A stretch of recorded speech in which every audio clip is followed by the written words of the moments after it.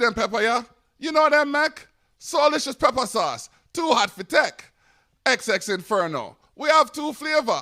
Bring one for your friend or even your neighbor. Soulicious pepper sauce. Look on the ingredient.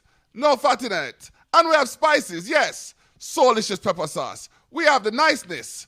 Put it in your drink and spice it up, yes. Soulicious pepper sauce. We have apron too. So worth to eat. Just right for you. That never gets old. Oh my goodness. So today, ladies and gentlemen, for our 91st episode of Candid Conversations, we have the artist. We have Tracy Cunningham with us. She has, I believe, let me check out what page it is. Hold on. I think it's page 8. The poem from page 8 of this month's Culture Shock magazine, available online and by order, featuring on one cover Charlotte from Effects May Vary, on the other cover Kyle from Effects May Vary, a band that is in the North Toronto area. They are doing some serious things. I want to shout them out, but yeah, check them out on facebook.com/Effects May Vary. But we have another guest here that I wasn't anticipating. So, Tracy. Tracy?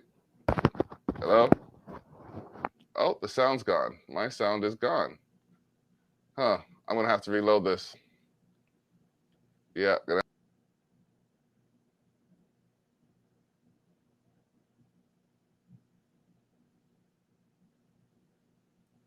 we go. I had to reload it. She's gone. There we go. Okay. Yeah. Okay. Tracy, can you hear me? Yeah. Can you hear me? Yes, I can hear you now. All right. See, I told you about those gremlins. It happens every time. We are so smooth backstage. It is all good. All right. Awesome. Nice to have you here. I was just saying how we have your poem on page 8 of the Culture Shock magazine. If you want to read it, you can check it out. I'm going to put there you go, boom.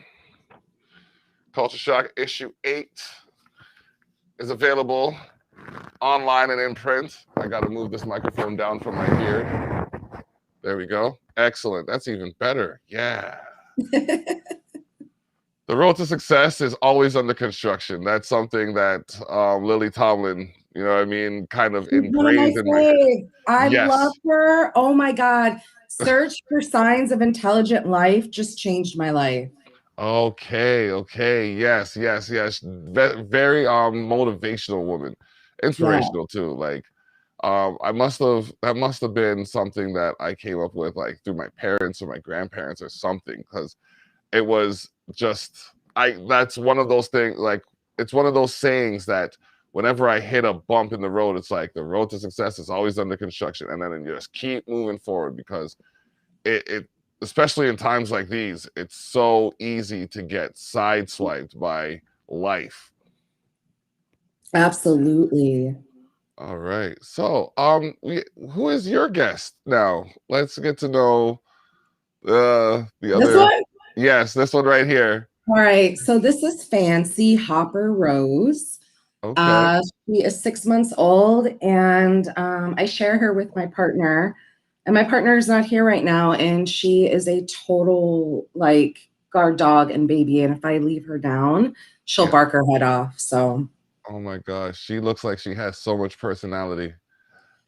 She hops. She skips. She'll take her little leg and she'll hop around, but she thinks she's big dog. Like she's total guard dog. Oh man, that's awesome. 6 months old. That's got to be a challenge. For sure. I like to say, like, I wasn't a huge dog person. I'm a cat person. I have 2 cats and I love them dearly. Okay. So my partner, she's a dog person, but I guess I'm a fancy person. I had Rotties growing up as a kid, but okay, cats are just so much more laid back. You see, I seen a min pin, a miniature pincer, and I was like, I'm not one of those guys that need a big dog. It doesn't have to be like a Doberman or like a Saint Bernard or nothing like. Give me one of them small dogs that I can throw at a mofo just in case. You know what I mean? I know. And you know what? People are terrified of small dogs. Yeah. I remember when I lived with my ex, and we lived with his sister, and she had a teacup Yorkshire, and that fucking dog would run me out the door. I was terrified of it. She would nip at my ankles, literal ankle biter. She was scary, and so people are terrified of little dogs, and I guess she's doing her job, but Small dog complex. It's got to be. it's true. It's Gotta true. be. Yep. Oh my goodness. Okay, so now I gotta ask, what was the inspiration behind the poem "Standing on the Edge of Time"? Because like it's vast in its descriptions, but it's concise in its delivery. Well, I just first of all want to say thank you so much for the opportunity. I really love what you're doing. I see Fallon Shaw's on. She's one of my really good friends. Okay. And she told me about you. And basically, I was having this conversation with my mom just today. I'm like, Mom, why do I want to sleep during the day and I want to be up at night? Why am I a night owl? Why do I work better? And, my mom, in good mom fashion, said, some people are just like that, Tracy. Mm-hmm. And that made me feel better because I'm on this wellness journey and everybody says, get up at 8 a.m., do this, do that, do this. But that's never jived with me. And I'm a witch. I'm a seer. I'm two-spirit. And I find the night just really comes, I feel alive during the night. And they call from 12 to 3 the witching hour. Mm-hmm. So that was really, Standing on the Edge of Time is actually a take on the title from my favorite book of all time, which is Women on the Edge of Time. Okay. So Standing on the Edge of Time is kind of a play from that. But it's basically just kind of how the witching hour is really just this rich time of creativity, and it's almost timeless. Like time slows down for me, and it's when I feel most alive, and I was just inspired to write that. Okay. All right. Yeah, I've heard things like after 8 p.m. is the best time for creativity and things of that. I used to be awake at the most ridiculous times. It's like as my parents were leaving for work at like 5, 6 in the morning, I'm getting home, getting ready to go to sleep. And it wasn't until, oh my gosh, well, it's been a while now, but it wasn't until several years after that time in my life that I actually it's almost like naturally adjusted. It's like there were certain things I had to do at that period of time, and until I had accomplished those things, I was always awake at that time. And then slowly started to become like, now I'm awake like, geez, it's stupid, like 5 o'clock in the morning sometimes. As soon as the UV breaks through the clouds, Yeah, I'm awake, and it's just like I can't do nothing but whatever comes to me at the time. And it's interesting. That's what kind of caught me about it, like the concept of time and how to utilize it. that's Um, right. yeah, so that's why I was interested in it. And I want to thank you for contributing to the magazine, because like it's not, yeah, that's the time it was. It was my 20s when I was actually up at stupid hours of the day. Yeah, I can relate, Fallon, definitely. So yeah, there's so much about time, and it's like if we don't, I have this one lyric. It's, oh, I can't remember it right now. Time's the quickest to dip. If one lets it slip, the consequences are a mess. So Wow. yes. That's in a song I did with this group SBE, Smooth Boys Empire, and I find that it, like times like these kinds of conversations, I use them to learn more about life through another person's eyes. You know what I Yeah. mean? So it's interesting the kinds of things that could come up, like because I've never really had anybody on here who delved into that aspect of time so specifically. So when do you find is your best time of the day, like your best functional time of the day? I just got chills when you asked that. So my jam is from like 11 to 3 in the morning. Okay. And I have to like honor that now. You know, for so long, I thought there was just something wrong with me, but I'm really creative during that time. I do my writing at that time. I do my craft at that time. I do a lot of meditation. It's just, you know, spirits are at that time of night. As Indigenous people, we say, like, you're not supposed to whistle at night because it's supposed to bring the bad spirits. But I don't know. For me, I can handle it and I love it. There's just a darkness to it. It's like when the whole world is like sleeping and you're like, oh, I'm up and I'm doing something. But I just come alive. There's another saying, and like maybe this is, I guess it could be true in this instance where, because I believe it too, because like I said, I'm awake when people are going to sleep and asleep when people are waking up, or like as that kind of that transition is happening, like I stir through the night, and there's a saying that you are awake when you are alive in people's dreams, you are awake in reality. Hey, I've heard that. Yep. So I often wonder if that is the situation, because I don't know if I call myself a spiritual person. I think I could consider myself a spiritual person. I mean, divine achievements bring life's opportunity carrying knowledge. Things happen to teach those willing to learn. That's what that affirmation means. So in that sense, yeah, I have a universal belief. Like I believe beyond belief, in the sense that even to the point that I'm at right now, I wasn't here 10, 12 years ago. And I didn't have podcasting wasn't a thing 10, 12 years ago.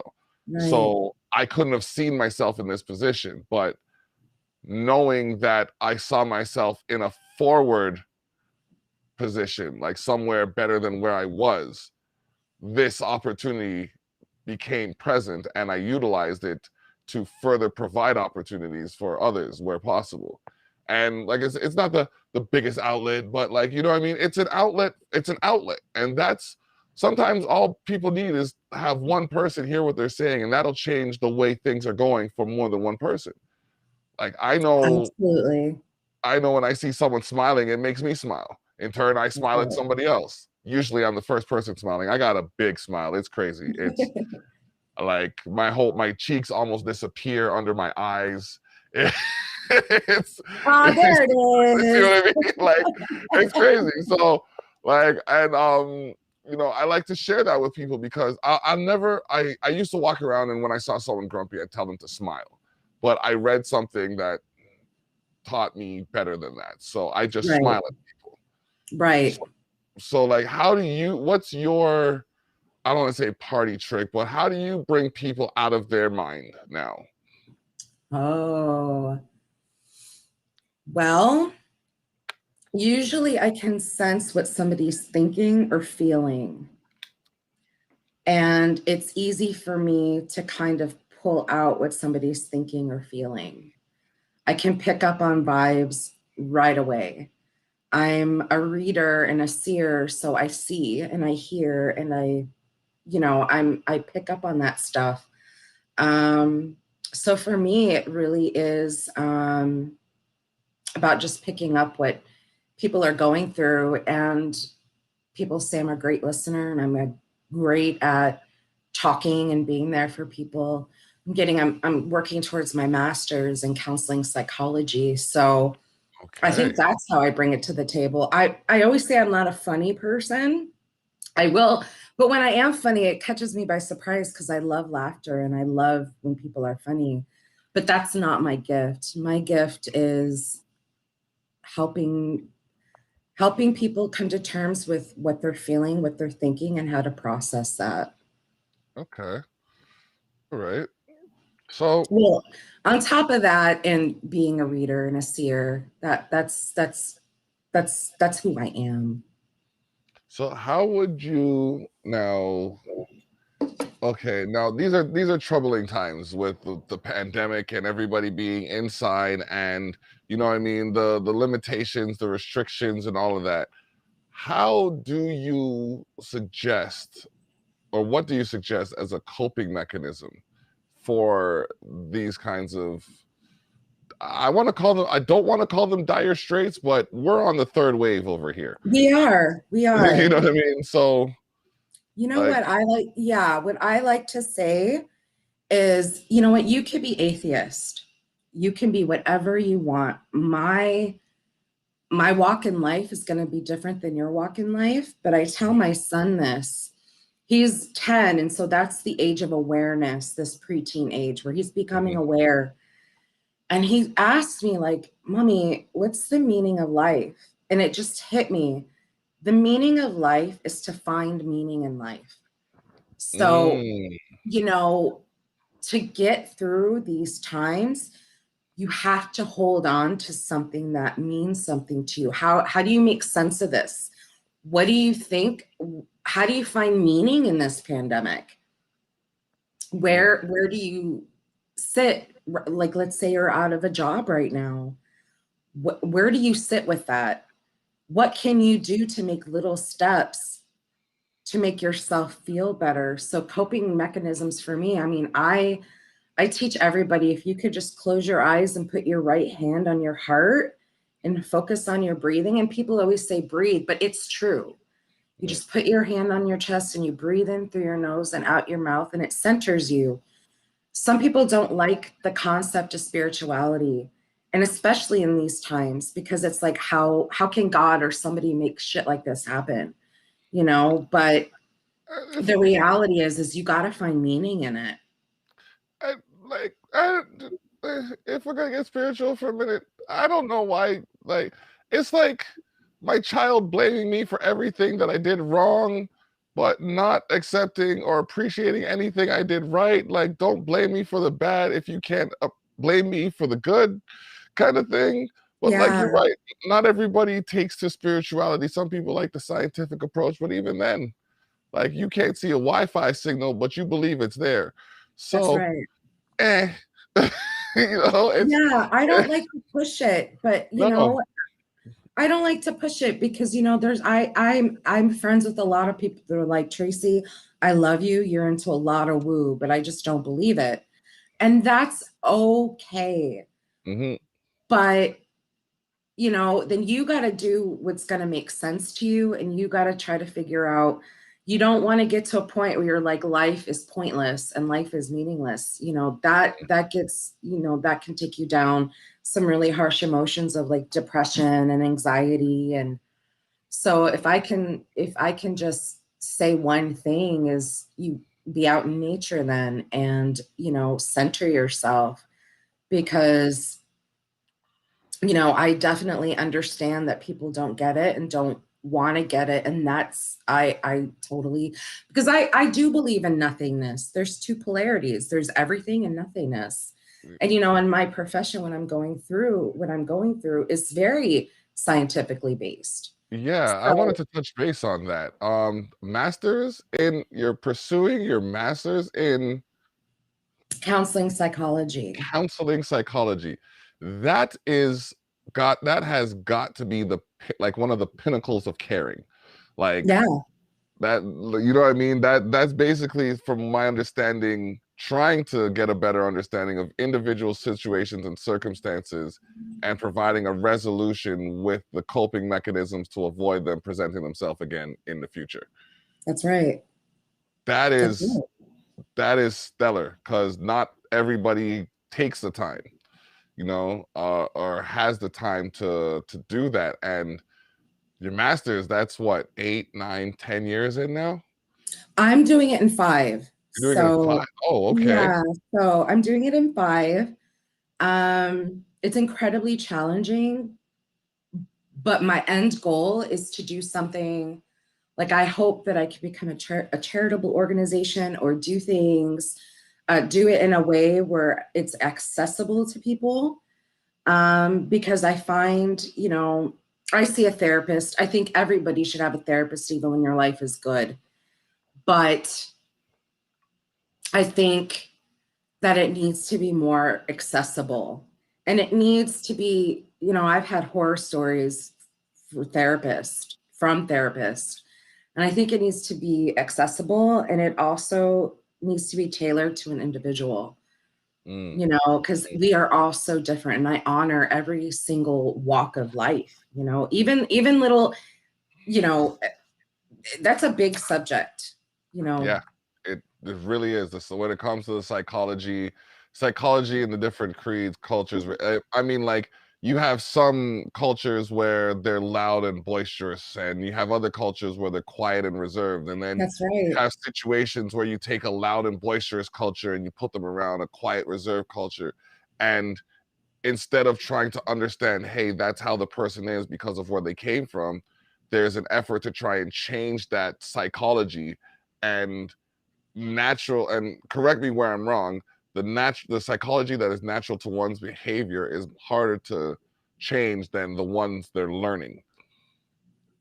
Yeah, for sure, because they're called core beliefs. Your Yes. core beliefs are your social conditioning from your family, from society. So what we tell ourselves, what we are, our core beliefs are very hard to change than rather what you learn. That makes a lot of sense. That was a big conflict with me and one of my previous business partners. While I have a psychologist or a potential psychologist on the line, I might as well talk about it. This is Candid Conversations, episode 91. Yeah, but that was a big conflict between me and one of my previous business partners, where I was providing, like, I was giving everything I could by way of, my energy, my time, my resources to further the business, and it was all being taken, but it wasn't appreciated. It was expected. Right. And in my belief Mm-hmm. system, it's like, if you're doing something for me, like, okay, Jay's behind the scenes right now, and he's doing something for me. I appreciate what he's doing to help keep this run smoother, and I offer that appreciation, and do what I can to make sure when he's doing something that it can run smoother. But I wasn't getting that kind of. It was like me sitting in your position, like me sitting in your house that you built, and your position of power, so to speak, and then talking down to you who built all of the things that I'm using to make myself better. Yeah. Like, there's this Yeah. that happened for too long, and I just had to say, you know what, I'm like, I can't do it anymore. So, Yeah. and that's something I Yeah. think people need to feel better with doing, cutting off, or like cutting off the That's problem. so important. Yeah. Yeah. That is so, you just hit something, and that's something that a lot of people talk about now, which is boundaries. Yes. And so cutting off people or ending relationships is part of boundaries. It's important. I'm learning about like expectations. So not to have expectations from people, because then it leaves you to be, like, to get upset when something doesn't follow through. But it's important that when you're not getting your needs met, to reevaluate a relationship. And I have this one saying, and I think it's what's damning me right now, is that even Satan was an angel. Oh my God, I was just watching something. It's so true. It is so true. uh yeah, So Jason. just to like touch on that, I was watching this show, and so I'll just give you like a spiritual aspect, like in angels and demons. Well, somebody said that angels and demons actually work together, that Yeah. they're the same. And I always said that evil and good, or good and bad, are of the same coin. Same. So yeah, so like we all have that positive and negative inside of us, Oh and yeah. how we express that, comes in different ways. But what they said was, like, when you have an angel, like a sign, like you're supposed to do that, or like, you know, kind of like what you're going through with your friend. Like, I'm sure you got those nudges, like, end this relationship, I need to say something, you know. Oh my God! Like, no, if you only understood, like, my wife, and like, she is my measuring stick. She's like from day one, but like, because like she has a pleasant disposition with society, I I kind of just, I'm like, okay, maybe you're just. And then there was one situation. Yes, there was one situation that presented itself. We talked on Tuesday. We said we're not going to have this argument again. Wednesday we had the same argument. I have never seen a more ferocious woman than when she's, listen to me, gentlemen, when the woman says she doesn't want to have the conversation again, don't have the conversation again, okay? Because the conversation came up and my girl came downstairs and just ended the conversation right then and there. And then it was, oh, she didn't have to do that. You didn't have to do what you did. Oh, she didn't have to. No, you have to leave it alone. She didn't. I said, leave it alone, because one thing, oh gosh, you could talk the most amount of trash about me, but say something about my wife. Beautiful. Yeah. You know what I mean? And I was just in that state, and it was just like, come on, we're like, I can't give anymore. Yeah, I can't, like, I can only give so much. I would literally give you the shirt off my back if the situation warrants, but if I'm going to be cold, just, you know, understand, you could have dressed for the weather. Yeah, you know, everybody has their limits. Yes. And it was really nice about that, you know, you be candid about your argument with your wife. It is beautiful. She had a limit, but she expressed her limit, which is really, really healthy. I respected this. Oh my God. It was one of the hottest things I've seen her do in her 13-year relationship. Like, she came downstairs and she put, like, it was an argument over money, okay? And I was trying to leave money in an account, and he wanted me to take my money out of the account. I didn't want to do it because I know how I am with money. I like to leave it where I can see it, but I don't want to touch it until I need it. Yeah. You know what I mean? So that was the argument. And then he's like, oh, he said, after, oh my gosh, the situation, it's so vivid in my mind. But anyways, I was blamed for taking food out of his child's mouth, and I said, no, I have yeah, that same look on your face right there. Meanwhile, literally the day before, my daughter had like a meal that was on there, and we gave it to him just because, you know, everybody else had eaten, but he hadn't. But that's neither here nor there. I don't care how, like, I'll feed whoever, I don't care. But the fact that he said I took food out of his daughter's mouth, she came downstairs, she said, yeah, here's your money, stick it up your ass, you motherfucker.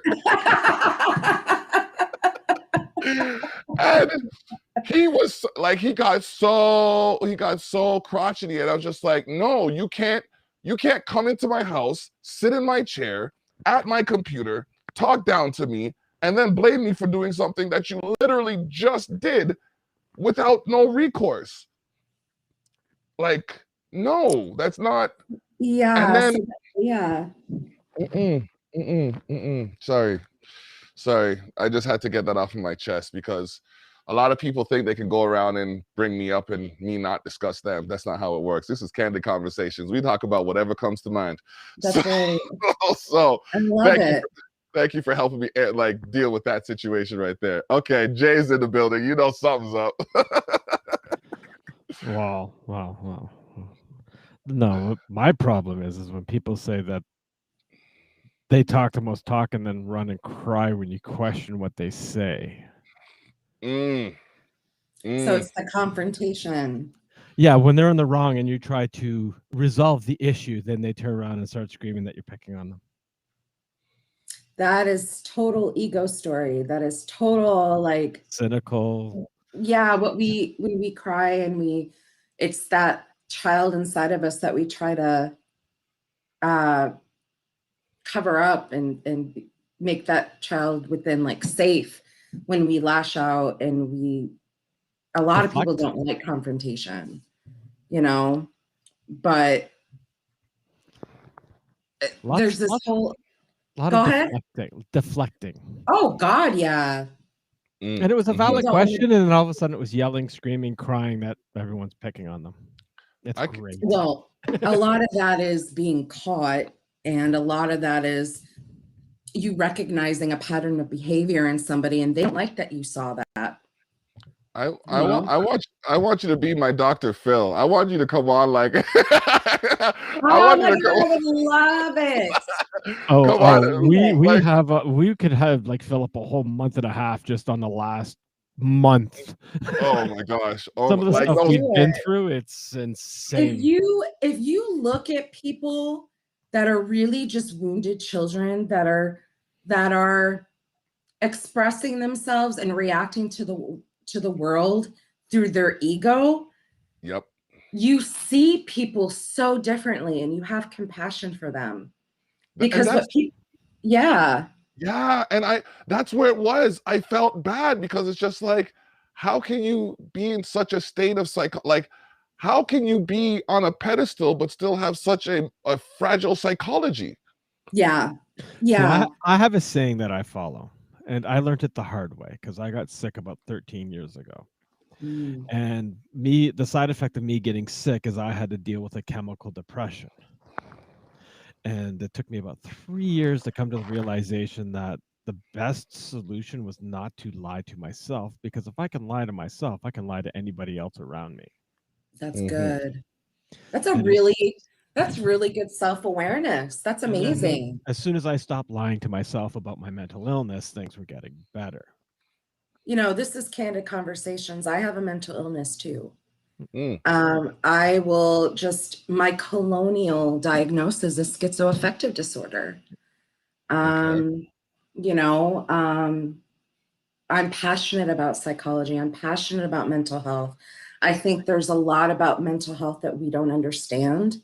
Oh, I think that the social constructs, colonialism, is a big part of why we're so mentally ill. it's so true. We don't get time when we go through grief. I mean, life doesn't say, you know what, you need to take care of yourself. Well, if you work, you're only allowed 3 days off, and then you have to go back to work. For the whole year. That's insanity. For the That's whole year. insanity. And like that's the thing, like I myself dealing with my psychological, well, my list of psychological complications is like these kinds of things actually help. It's a little selfish on my own part, but like I get to see, okay, this is happening to me. Do other people react to this the same way I'm reacting to this? If not, what difference is there? How can I react better to it? Where can I change, or what can I do to have a better response, or cope with this better, kind of thing? So it does help.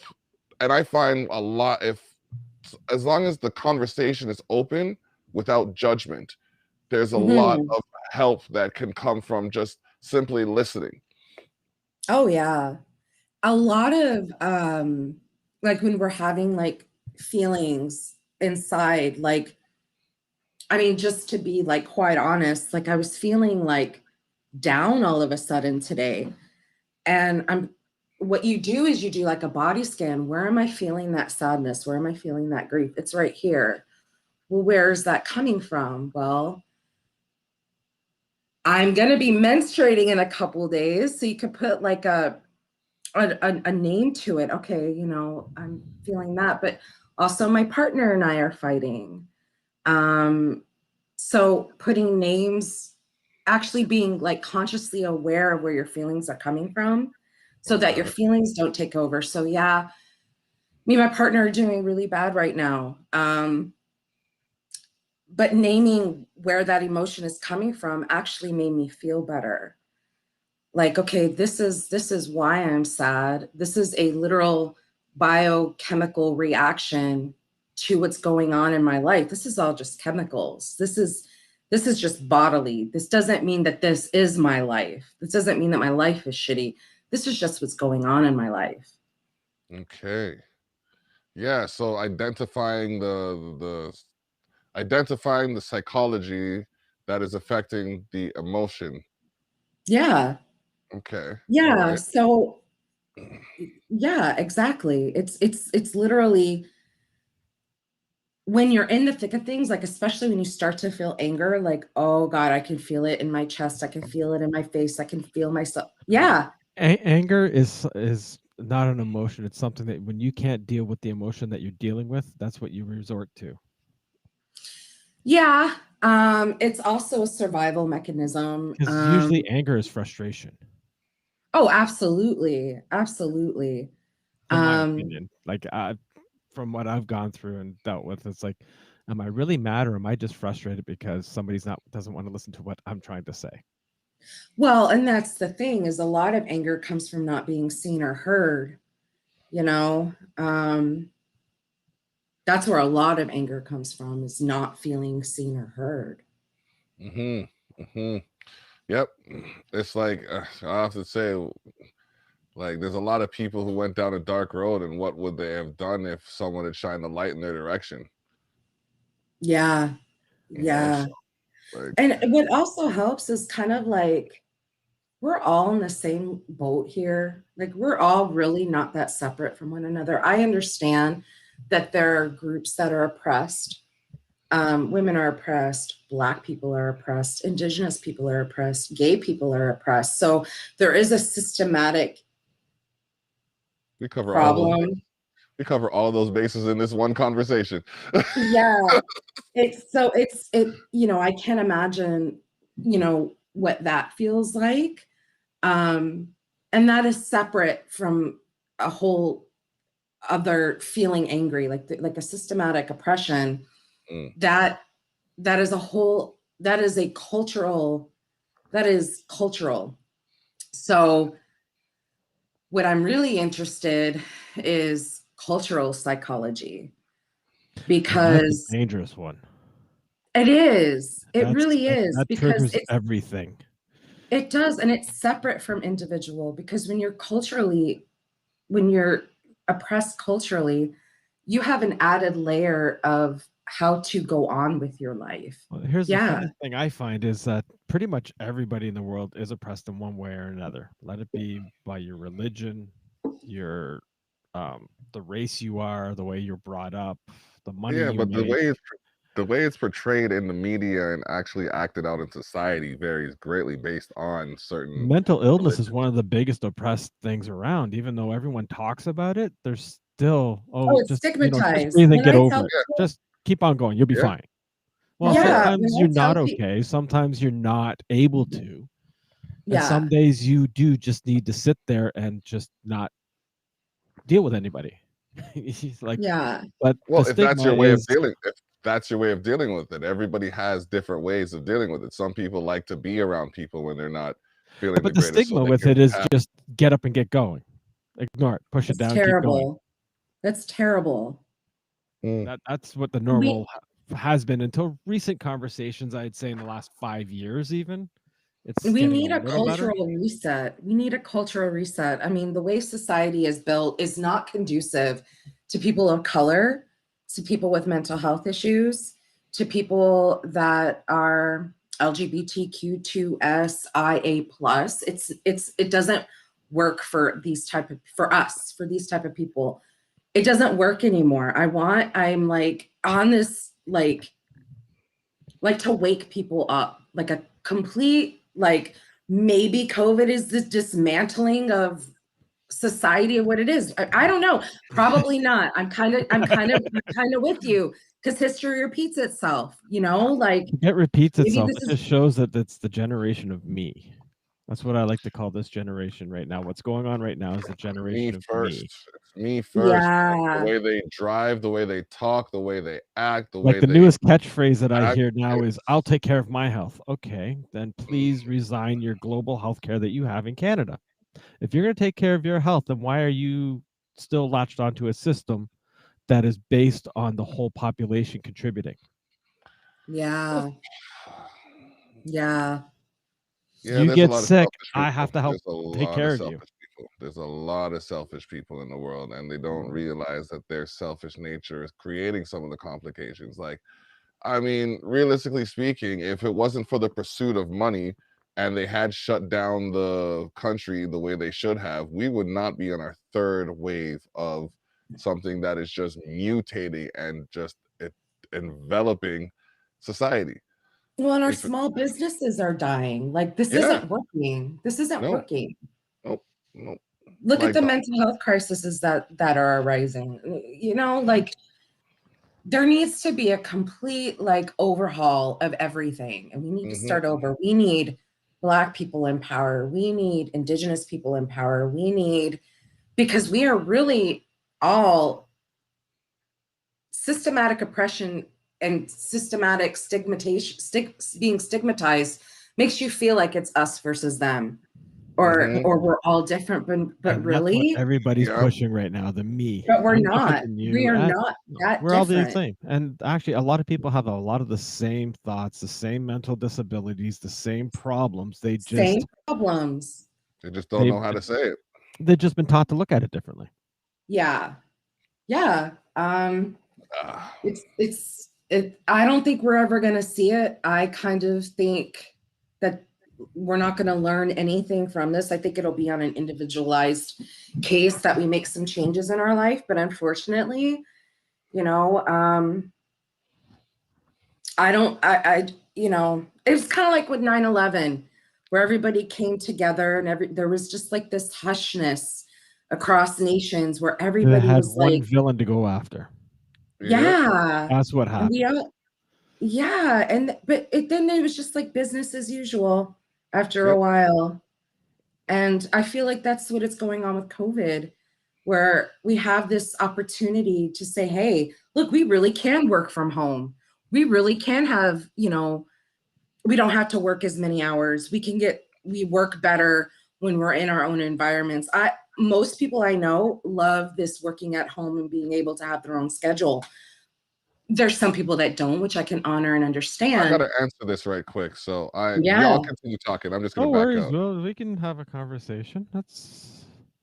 This is kind of Yeah. stuff I've studied on my own, and then my own self-realization. Like I said, when I got sick, I literally lost almost a half a kidney while I was at work. Wow. I had an aneurysm inside my kidney, and it just damn near killed Oh me. my gosh. And then going from 60 hours a week working to nothing, I was able to hide my chemical depression. And then it came light, and it was solid 3 years. I just ignored it and tried to keep going, and it almost destroyed my family and everything. Until I'm like, I gotta, I need to take care of this properly. I need to stop lying to myself, and so on and so forth. And actually, a year ago, I actually had to commit my child to a mental ward for 2 weeks because she hit to a point where she would just lie to everybody. And I'm like, you got to be truthful to yourself, or you're gonna end up dead. That's truly where you're going. And we had a good heart to heart. She's like, what should I do? I'm like, okay, we're gonna take you to the hospital. You're gonna tell them this is what's going on in your head, that everything you told me, so that way, you need at least a 72-hour assessment. Well, she ended up being there for 2 weeks and came out much better, clearer head, and she just had a baby. Oh gosh. So she has a postpartum like thing going on? Now she does. Like we're helping her with that now.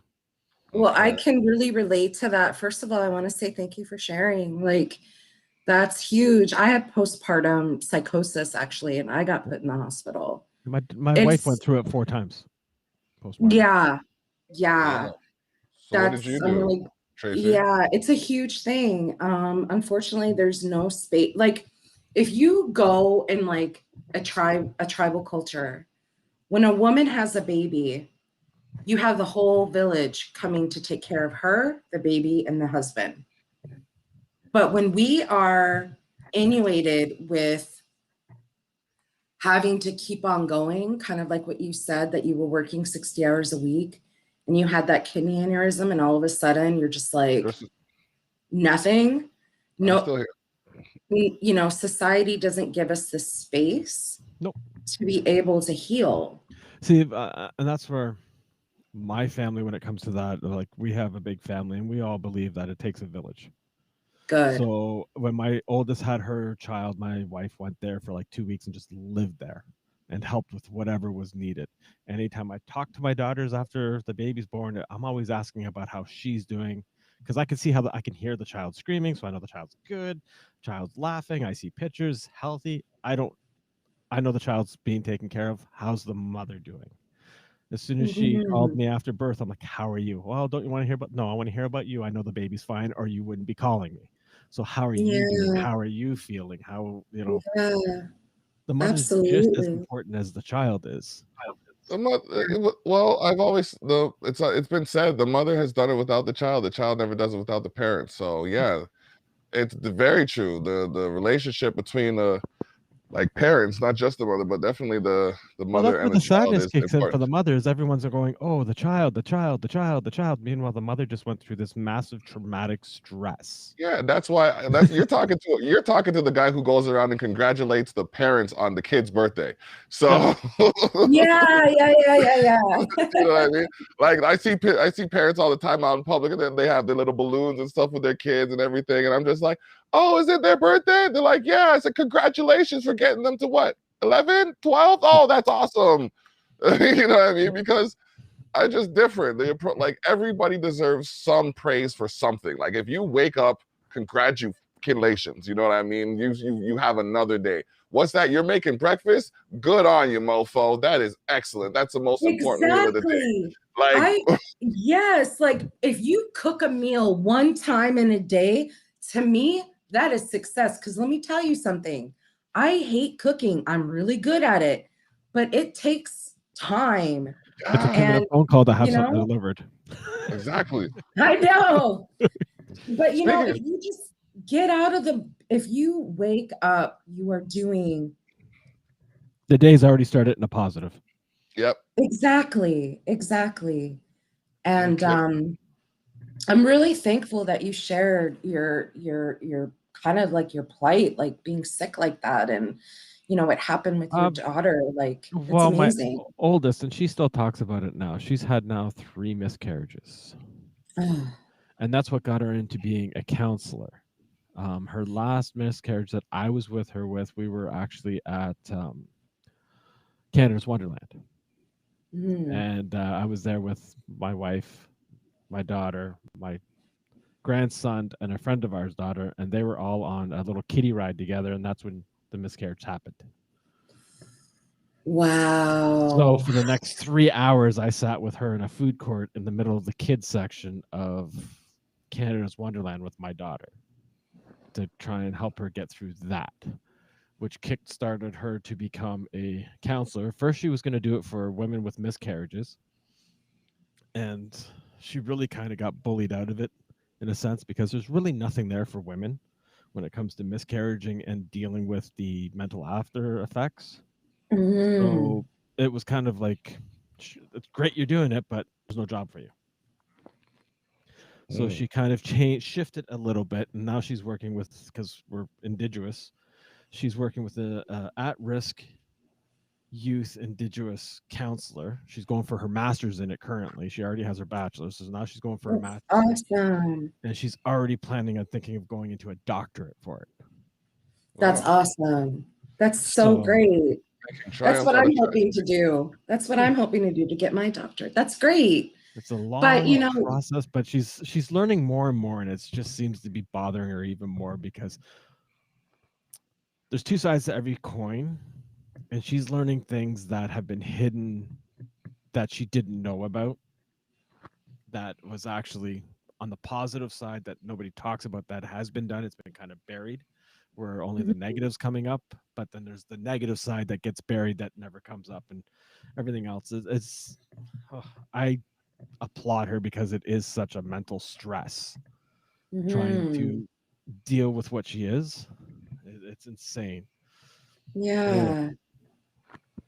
Well, that's life just keeps throwing things at people that I guess it feels it can handle it, but the matter at hand is just it's like people just need to treat each other better. That's well, what it no all word of a boils lie. down Today, when I went for my shot, it puts on there if you're First Nations or not. And in the First Nation questions, it even says prefer not to answer. I still click prefer not to answer because there's a lot of things I lose as soon as I admit I am. You hit the nail on the head. I was hospitalized with God. This story is so long, but I'm going to keep it short. For 3 months, I was sick with appendicitis, and they just wouldn't take the fucking thing out. And for 12 days, I was septic, and Indigenous services got put on my file. And it's like, once they find out you're Indigenous, you just get treated like absolute fucking shit. Only until 2018, when an Indigenous woman could marry a white man or another race man without losing her status. Every time before that, she would lose her status. Yeah, that's insane to me. I hate status. This is like a whole other subject. Like to feel like, to be like, to say that you're federally recognized, I could give two fucking shits. But you're still not recognized. No, you're not. And you know what's sad is it's within the Indigenous community too. It's like this I'm status, you're not status division. When it's like, honestly, do you know how privileged you are if you are status?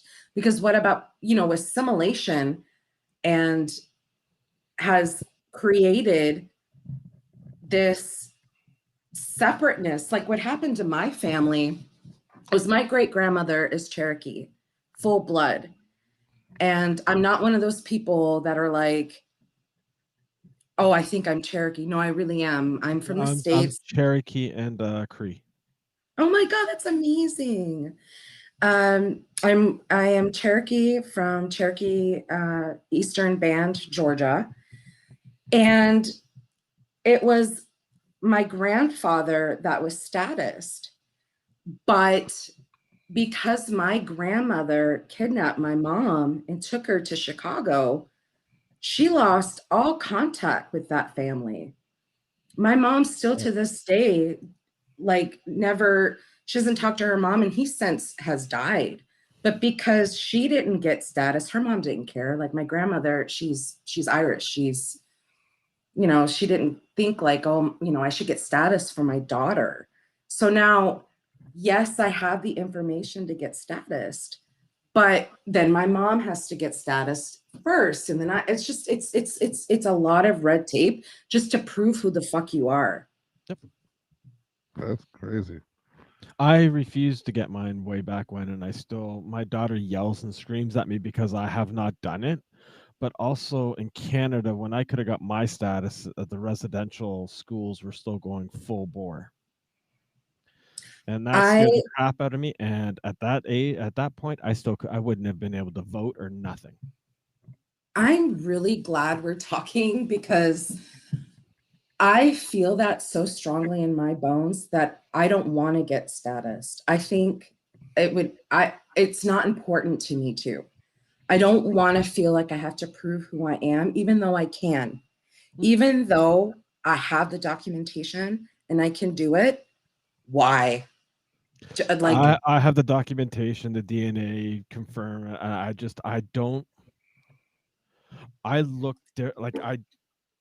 calling the kettle black. I look different than what somebody of my nationalities should look. Wait, y'all said black. Hold on, I feel like I can jump in here. Sorry, Block man. Sorry. Nah, I'm just like, wow, look at these people relating on such a high level. Let me just here's the funny thing. I'm also have them have their conversation. You know what I mean? Like, my namesake is Pakistani. It's what it is. So, and I look like this. So, me trying to say I'm something other than what I look, people really look down on me. I know, and it's so hard.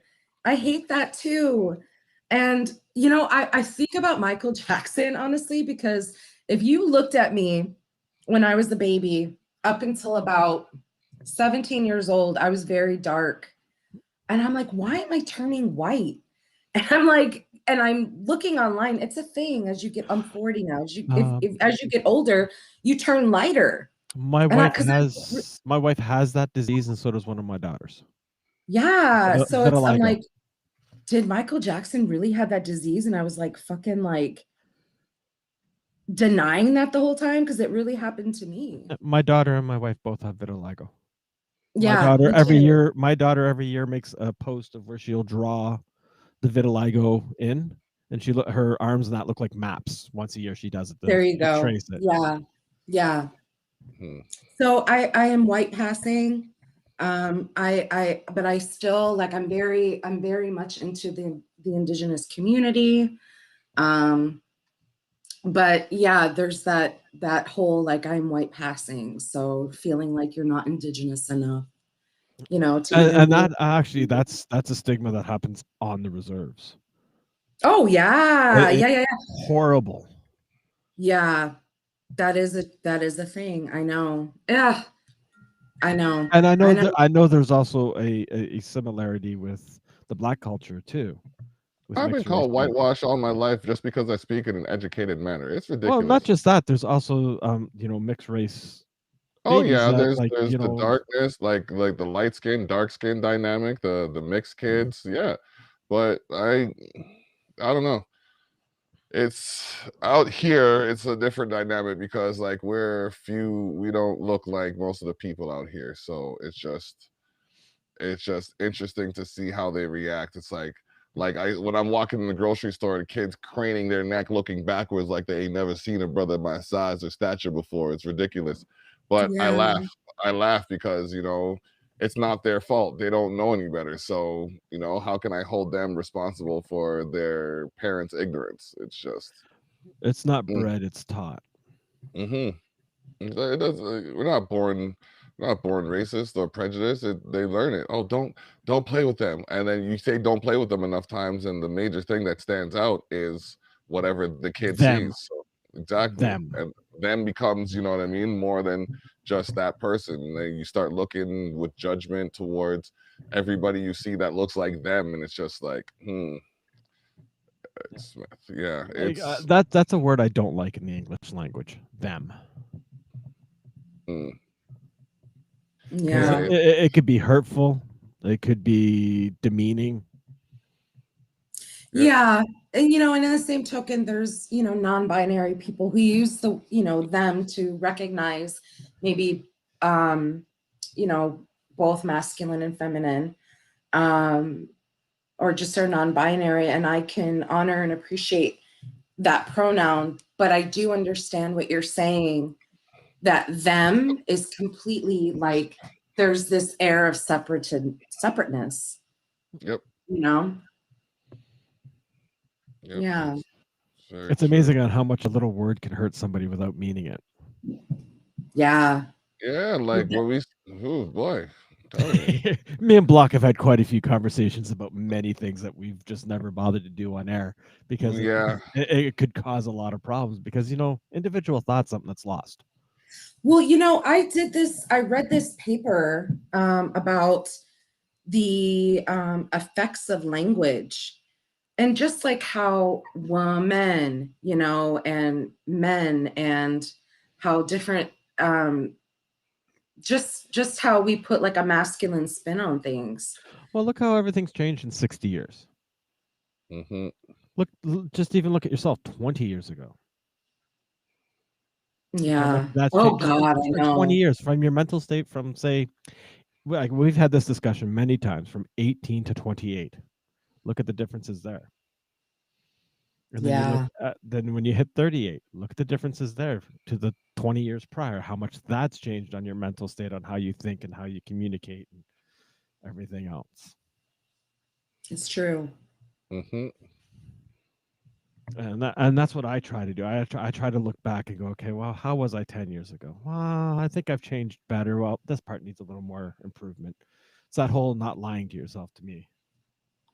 I always Yeah. reflect. I do a weekly reflection, usually on Friday. So I'm not putting out some false impression on the online when I do my show. It's good. It's good to do that because you're presenting your best self. It's like one thing my dad recommended that we do, and it was awkward at first, but he was like, okay, you have to be able to look yourself in the mirror. And I'm like, I can look myself in the mirror. He's like, no, you have to look yourself in the mirror, like strip down to nothing and look at yourself in the mirror. And before you find fault with anybody else, make right the fault that you have with yourself. And if you can find fault with someone else by the time you're done with yourself, then you're just looking too hard. Then you're looking for an excuse. Yeah. That's why Well, that's why my motto is don't lie to yourself. If you can lie to yourself, you can lie to everybody else. If you can yeah. be honest with yourself, you can be honest with anybody. That has like been the theme of like since I've hit 40 is honesty and integrity and authenticity.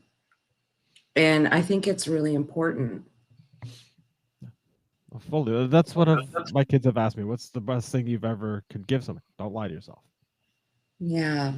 And then the other day I had an incident where like I've been off medication for a while and I'm like, I think I need to go back on it. My doctor's Hold like, on, why do you think that? I said, well, if I can't tell my kids to be honest to themselves and not lie to anybody, I can't do that. I have to follow what I say. You know what I mean? Like I have to be honest that I think I'm having some trouble. Talking's not working. I think I may need something to help me, bring me back to where I need to be. Yeah. And my Yeah, for doctor kind of sure. looked at me and went, okay. Like the first time I started talking about my mental health with my doctor was, she's like, well, do you have suicidal thoughts? I looked her dead in the face and said, no worse than anybody else. Yeah. She looked at me, she goes, what do you mean? I said, I don't care if you're rich, poor, have everything, have nothing. Everybody thinks of it. It's human nature. I agree 100%. But how people deal with it is how honest they are to themselves. If they can That's go true. talk to somebody, then you can sort it out. Absolutely. If I you can't absolutely talk about yourself, you're going to bury yourself in your own lies, which is going to lead you down a very dark path. absolutely. I think that you hit like a really good point there. That's really it's true. Um when people do talk about like wanting to kill themselves and being really scared about it, one of my first reactions is, hey honey, everybody has. We've Yeah. all been there. The hesitation's for a reason. That's because you don't want to. You just don't know how to deal with something and you don't know how to verbalize it. And I like to say that people don't really want to kill themselves. They just want to kill the pain. Yeah. You know, that they just want that pain to stop because you can actually feel it in your chest, in your Let it be heart. by suicide, alcohol, drugs. It's somebody's gonna find. You're gonna find how like everyone has an addiction in their life. It's just Yeah. what it is. Some people smoke, Well, some people drink, some people do hard drugs, some people collect things. I make music. That's how I cope.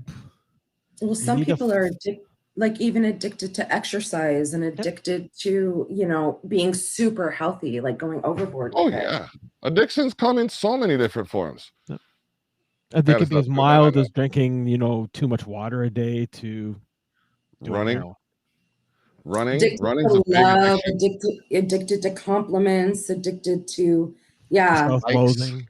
Oh yeah. yeah. I firmly believe that there is people out there that are not happy unless they're making other people miserable. Oh, I know. Oh man. Oh, I know Or people like that, fam. and I I know literally, people that are addicted to literal. lying to themselves.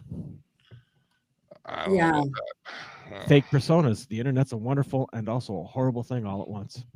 See, that's the thing. Like, I have a persona, but I can't even say it's fake because I'm about my community. So, you know what I mean?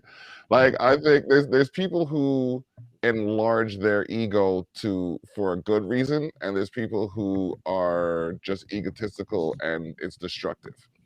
You know what I mean? Like, Well, I if I will was say, yeah, go ahead. Sorry. I was gonna say, like, if I was walking around beating my chest, like, yeah, this is me. It's all me. Look at me doing all this stuff. What's up?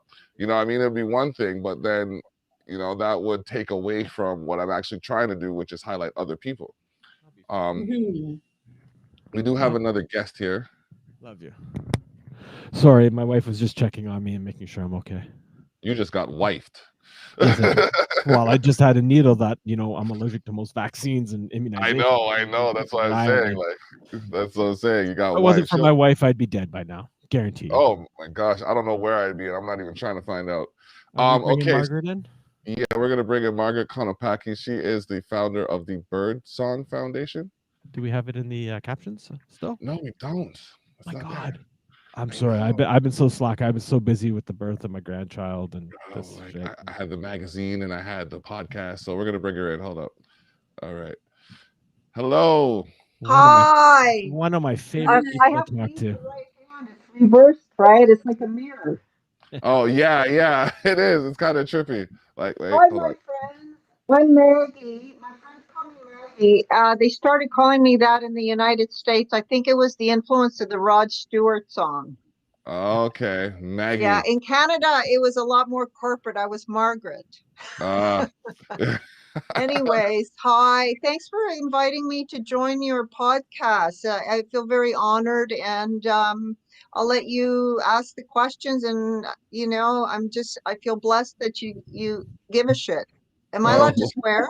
Yes, you can yeah. say whatever you Yeah. want, my dear. Same as Speak last time. It's a freely. pleasure to have you Yeah. back. Okay. It, I try not to swear, but sometimes it it, cuts to the chase, doesn't it? yeah, it does. Yeah. It does. Yeah. It's the way to be descriptive. A quick way to be descriptive. So, Yeah. we And have Tracy Cunningham in here as well. I know Hi. you've met Jay Hi. before. Yeah. So, how are you? What's new? Well, it's like everybody talks about COVID and you try not to talk about it because there's more to life than being in a pandemic, right? Unless you're in palliative care, then that's all you're thinking about. But life goes on and is very vibrant out there. So I'm trying to tap into the vibrancy of life, not just the negativity of, it's almost like if you study Buddhist monks, when they get up 3 o'clock in the morning, between 3 and 5 a.m., it's like there's less negativity because everyone seems to be sleeping.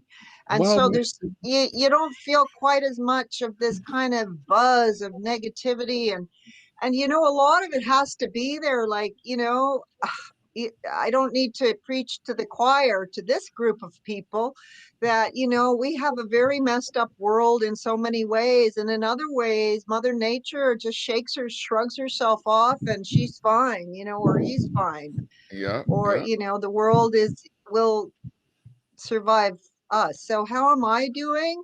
I yeah. have really, really good days when I'm very on task. And then I have not so good days where I feel, I have to reach out to people. I find that really helps me is to pick up the phone to someone that's not doing very well, and somehow it's almost like when I'm trying to lift their spirit up, it lifts my spirit. It's kind of That reaction, that's awesome. I Yeah, love to hear and that. and hence, the Birdsong Foundation is based on that principle that, as you know, David, and my son's name was David, but Yes. there isn't a bigger tragedy, at least that I've experienced, than losing your only child to suicide.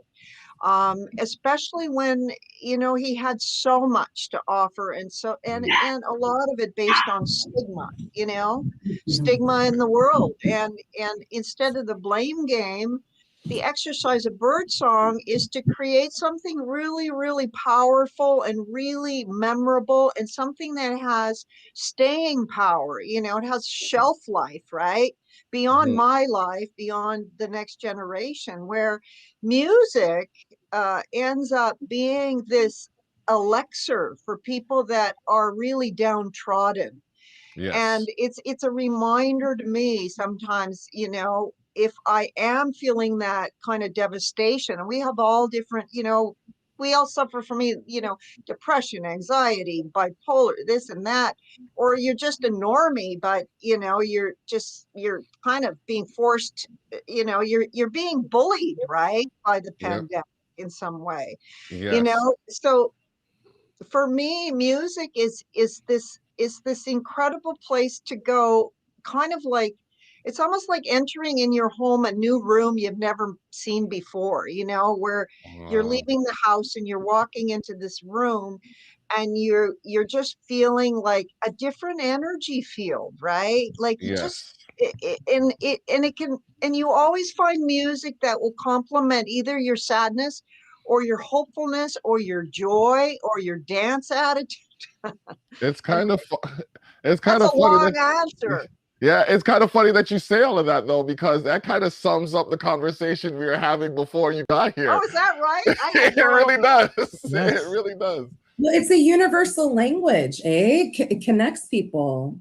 Yes, it definitely. completely and totally connects. And you see people that don't speak the same language, and musicians are like that, and even people that aren't musicians, but maybe they were musicians in a previous life. They just love Yes. music so much. There is just no way that they're not musicians. So it's almost, you have to, like, the kind of it's like the club mentality, this co-op is only for musicians. Well, Mm, no, this co-op has to be for artists and musicians. You know what I mean? Everybody Like, can it's anybody can like, make music.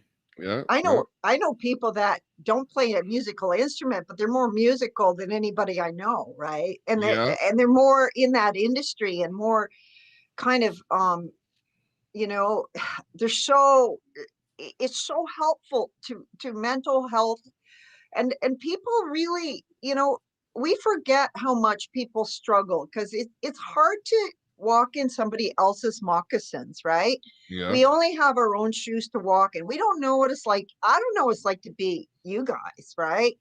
And you yeah. don't know what it's like to be me, but yet with Mm, music we can kind of like tap together. yeah, I find, and I do this all the time. Whenever I meet somebody new and we have a moment of time, I like to ask them like what's in their playlist, like what kind of songs they're listening to, because I find that I can tell a lot about a person based on what they listen to. Mm, And and I always try to pick a song that I never would have heard if it wasn't for that person to vibe to. yes. It's like in an exchange of an exchange of selves kind of thing. So Mhm. yeah, music is definitely a universal language that heals and allows for people to grow and develop together. I mean, I mean, there's so many people that, I mean, I met Jay through music. I met, I mean, I met Tracy through someone that I met through music. So, And Yeah. we met I, yeah, and we met Margaret through music. I met you through Yeah, music, exactly. yay. Because Yeah. So the first time we met her, she was with a in different studio, podcast in the studio with yes, I can't remember the engineer's name right now. I'm drawing a complete blank. he was an English gentleman, was he not? Yes. Who were you with? What? Oh my gosh. I feel You horrible. were. I usually remember this stuff, but anyways, it was we were hearing some of the music that wasn't released yet that you guys were working with and Songbird, and it was Mhm, great. Like it was very interesting conversations too. It was nice to definitely. get to know a lot, different sides of the industry and what people are trying to do for it. Yes, Oh, yes. for sure. The genres are unbelievable. So while you got me here, I'm going to just do a quick plug for Birdsong Foundation. Go ahead, When anytime. I established this organization, I mean, I doubt myself, and I still doubt myself, but the universe has a way of picking up things, and it's, as long as you like do the maintenance, you get discipline and you just follow through, I guess is the word I'm searching for. If you do the follow through, then it's not up to you if something's going to be successful or not. I mean, but you have to do, the process, right? And the music industry, it's not the same as it used to be. So, birdsong is kind of like a higher vibration in terms of music, and so it's not in any one genre. It can be folk music, and it can be heavy metal, it can be chant music, it doesn't matter. It can be from any country, any age group. But it has something to do with transformation from, because the music is written by people who tell their story about their mental health issues, and, you know, I can't stand using the word mental illness, right? The word illness right away suggests like you're in a different group that doesn't belong. Right away, you're different than the rest of us. And that's what Birdsong wants to fight that. It's called, like, if you use drugs and it almost kills you, like many times, you know, people kind of step in and say, we love you, but you have what's now called a substance use disorder. It's not that you're out of control, that you can't help yourself. It's that you have, something. We love you and we want to help you, right? Mhm. And, write some music. Tell us what that's all about. Tell us how we can help you to stay with us. And I wish so much that my son had, the chance to work with an organization like the one that I'm setting up, because it's really interesting that when people get honest with their own personal health problems, then all of a sudden there's like 100 other people saying, hey man, I got the same stuff going on, Yep. and some of it's pretty brutal, right? And you don't want to talk about it.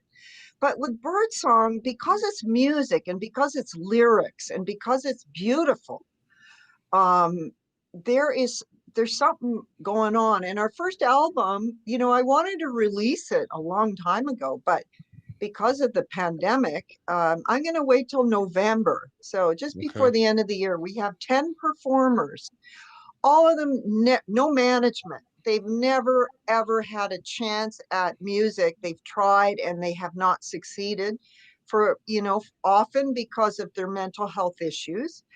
And so we bring this person into a top studio and we get the top musicians out of whatever, right now I'm in Toronto. So from Toronto, and from the time the person comes in with their song idea, sometimes it's just like, they don't play the guitar, they just like hum it, right? And here's a handwritten lyric, to when it's finished. Oh my God. And you watch this musician just realize that they're really powerful in their, not only their messaging, but they're so gifted as composers, right? That's And awesome. when you hear this album, and there's 10 performers on it, never been published, and it'll come out with a small book, like a magazine, that explains who this person is, what they deal with in their lives, what's kept them on the planet, and their strength and hope, for the future. And I think it's gonna, like the music industry, they are interested in, because this is not mainstream, right? No, And that's good. but we're not gonna let any sleazy manager slip in and represent them, okay? Well, the music industry They has own their changed so much publishing, now. and then once they have that one or two songs, then Birdsong's going to help them put their own album out, right? You got to start Nice. somewhere, right? Yep. That's So great. so that's really exciting. And for me, I miss my son so much. Like here's beautiful David. This is me and him in India. It's hard to see him here, but there you go. he was so gorgeous. He was tall, beautiful. He was gentle. Where I'm like, I can be a ball buster, right? Like I was an entertainment publicist in the 80s and 90s. I even did the Juno Awards, I mean, wow. I don't like that part of my personality, but I can access it when I have to like get, I have a goal and I got to deliver it through the goalposts. It's going to happen, right? But my son he was that gentle guy that was very affected by just everything, just even food. A sympathetic soul. And I know we all can relate to that, because you might be that way yourself. I know I've become more that way. Oh yeah, definitely. I mean, especially now that I've had more time to like listen to myself kind of thing, or hear myself, because of like being inside so often. It's like, wow, I react to and relate to so many different things now. And it's because I've had a way to look at some of these circumstances and develop my mind in a better sense. So I can see like when I see someone is not in a good mood, it's like I often try to improve the state of their psychology, even if it's at my own expense sometimes. And like just knowing that I've put someone in a better place kind of helps me stay out of a dark place, kind of thing. So it's kind of zen, right? Isn't it like a reflection board? It's almost like, you put a mirror on someone's face, right? So you're talking to them, but really you're seeing yourself, right? It's like, it's that whole namaste, I see the God in you, without being, like a religious fanatic of any sort, and I believe in a higher power of your own understanding. It might be a chair, right? It might be a car, or it's dog, right? I see God right there backwards, so it really is that, creative people are always saying, like, they put their hands up like that. They look up at the sky and they go like, why am I here? Right? Like, Yeah. hello, Yeah. and like, why am I here and why am I living through this particular element of the world? And you study world history and you realize that you're actually in a little piece of history that's not as bad as other parts were. Yeah. Right? Yeah. My Yeah. mother went through Nazi Germany, right? Like, she was a war hero. She fought Nazis, for God's sake. She was 17 years old. Oh my gosh. Wow. Wow. I mean, that's a whole other, podcast. But my mother's still alive, 95. She was the highest decorated soldier in the Second World War in Bless Poland, her. and Bless her. yeah, Wow. and my mother, like, literally takes no prisoners to this day. Oh She my. cuts through the craps, the fat so fast, but she doesn't have that sensitivity that, she loved David so much. I mean, I think the only time I've ever seen my mother cry was at his funeral, and because my mother's because it's old school, right? You hold all your Mhm. feelings in. Stiff upper But lip and all that. yeah, and we want to change that. Like, we want our men to cry. Yeah. We do. We want It's we want we want that emotion to be okay. You don't have to control it all the time, right? I love this conversation because, Margaret's like, great. I love yeah, Margaret. I'm She's an honest conversation, and I'm sitting it's here great. and it's just like a lot of what we're saying. And so I'm looking at it this way. The two of us were talking, then Jay came in. Then the four of us started talking when Maggie came in. I'm gonna call you Maggie because I Yeah, don't like sure. I'm in I love it. I'm in my suit and my button up, but I'm trying to be relaxed. So and then Maggie came in, but we're all talking about something very similar. So how many people outside of this conversation or even watching this conversation have been saying the same thing that we're saying? There is hope. Fallon's been on here Fallon, commenting left, yep, right, and center, and she's another great yep, conversationalist about yep. this, and we've had many conversations with her too. Yeah, so there's plenty of We're all people, I'm saying, sure. why are we here? Yeah, It's so true. Finding meaning, you have to find meaning here. And I loved what you said when you said that making somebody else feel better makes you feel better. And it's so true. I like to say a lot of an antidote to sadness is to do something nice for somebody. Even if it's just checking in with someone or paying for someone's Timmy's, or yeah, can be an anecdote to any bad feelings you're feeling. If somebody's feeling bad, All day talk to them long, anyway. and then the animal kingdom comes in.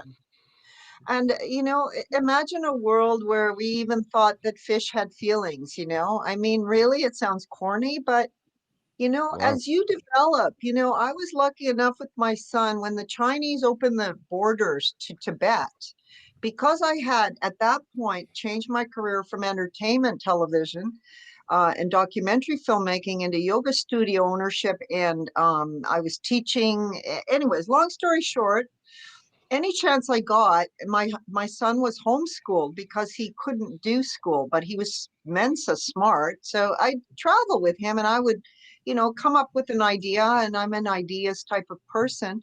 And so when I heard, oh, the border's opening up in Tibet for Western tourism because of the Olympic Games, I said, David, guess where we're going? Where, Mom? We're going to Tibet. And we flew to India, and then we flew to Nepal. And we got on, you had to go with a Chinese, a couple of people in Jeeps, and they were our guide. So you had a Chinese guide. And what the Chinese had done is they paved all the roads into Tibet, and they pretty well repopulated Tibet, put Chinese people there because they stole the country, right? We know that story. But imagine this adventure with my son, traveling by Jeep from Kathmandu through the Himalayan mountains to Lhasa, and talking to the Buddhist monks and just seeing this other culture, other way of life that's got nothing to do with Western life, right? And seeing even these monks that are trapped in they're kind of imprisoned in their monasteries, still having this kind of connection with a higher power. And it's really easy when it's as beautiful as it is up in the mountains of Tibet, right? Mm-hmm. It's like they don't think too much. And I think that's what I got out of that holiday more than anything, besides the hardship of being up 17,000 feet. You know, you can't breathe very well. But Ooh. was that there is this higher consciousness of different cultures where we can learn, you know, and from their music too. And you see those photos of those, you know, those long horns where they're like Yeah. three monks holding the horn, and it's like, Yeah. but Yep. it just like you really, it's not the cliche of the heart opening. It's like your whole body's like vibrating from just down, right? And Oh, of course you're up 17,000 feet, so you don't have as much oxygen, so that's part of it. It's like, you know, you're breathing differently, so breathing has a lot to do with it, and the sound. And the thing is, like, a lot of these monks let go of the fact that they're kind of in captivity. They'd like life to be different, but it's not. And in a way, the pandemic has kind of put all of us in captivity too. But yeah. yet, here's our chance to find a way out of that depression that you feel somehow.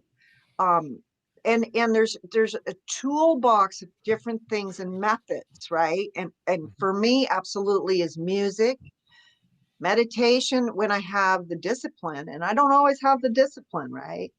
But Mhm. I know that is like, that's really a way to go too.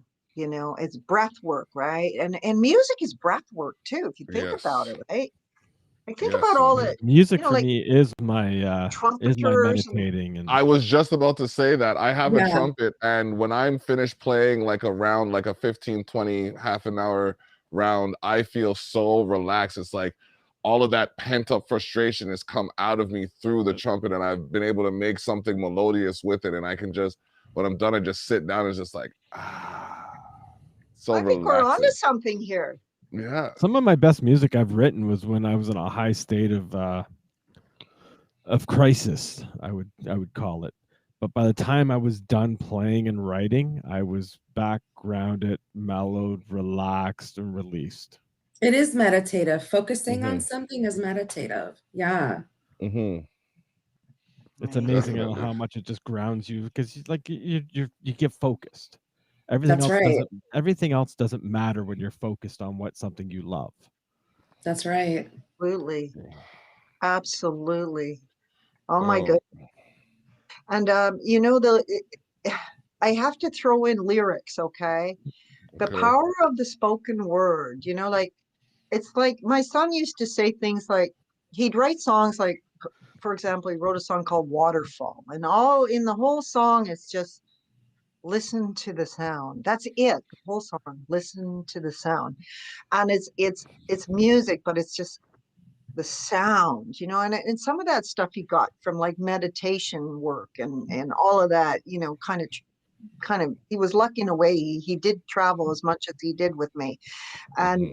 and that I was able to figure out how to do, you know, to be that kind of person that could offer that, right, as I educated myself. But um lyrics, to me, like, Birdsong Foundation's idea is, it's not just the sound of the music, but it's the words in conjunction with, that the lyrics play as much of importance in a song, or lack of lyrics, right? Or the simplicity of listen to the sound, to take you into a different dimension. So musically, you're getting into a different dimension, you know, but you're also getting into a creative different dimension through the use of words. And I think that is super powerful, you know. And David, I noticed on your little magazine there, I was just Mm-hmm. thrilled to see that you have a lot of lyrics, you know, Mm-hmm. because too often in our new social media world, you know, we're scrolling. We got that cell phone, you know, and we're like, boom, boom, boom, boom, you know. But Yep. imagine, okay, all of a sudden we get to your magazine, and all it is lyrics. It's not a story necessarily that's a journalism piece about what's going on in Washington today, right? Mm-hmm. It's just an awareness piece, a heart opening thing. It can be about violence or love or any or depression or suicide, you know, or Mm-hmm. or just, you know, being on your hands and fucking knees sometimes because you've been hurt so badly that you're not sure you're going to make it through the day, right? I mean, I've been there, and many people have. I'm not the I've only been one. there more than once. Yeah, Mm-hmm. me too. Mm-hmm. More than once I've been there.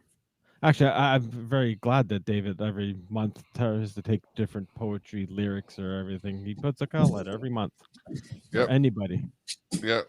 I I know put I've out been like blessed. I've been in it 3 times now. I feel blessed. 3. This is your 4th, isn't it? Is it my Like 4th? Yeah, you've I'm in been this on the month. you've been on the back 3 times, but you've been on the inside. This is your first time on the inside, so people will get to see what you look like now. Uh,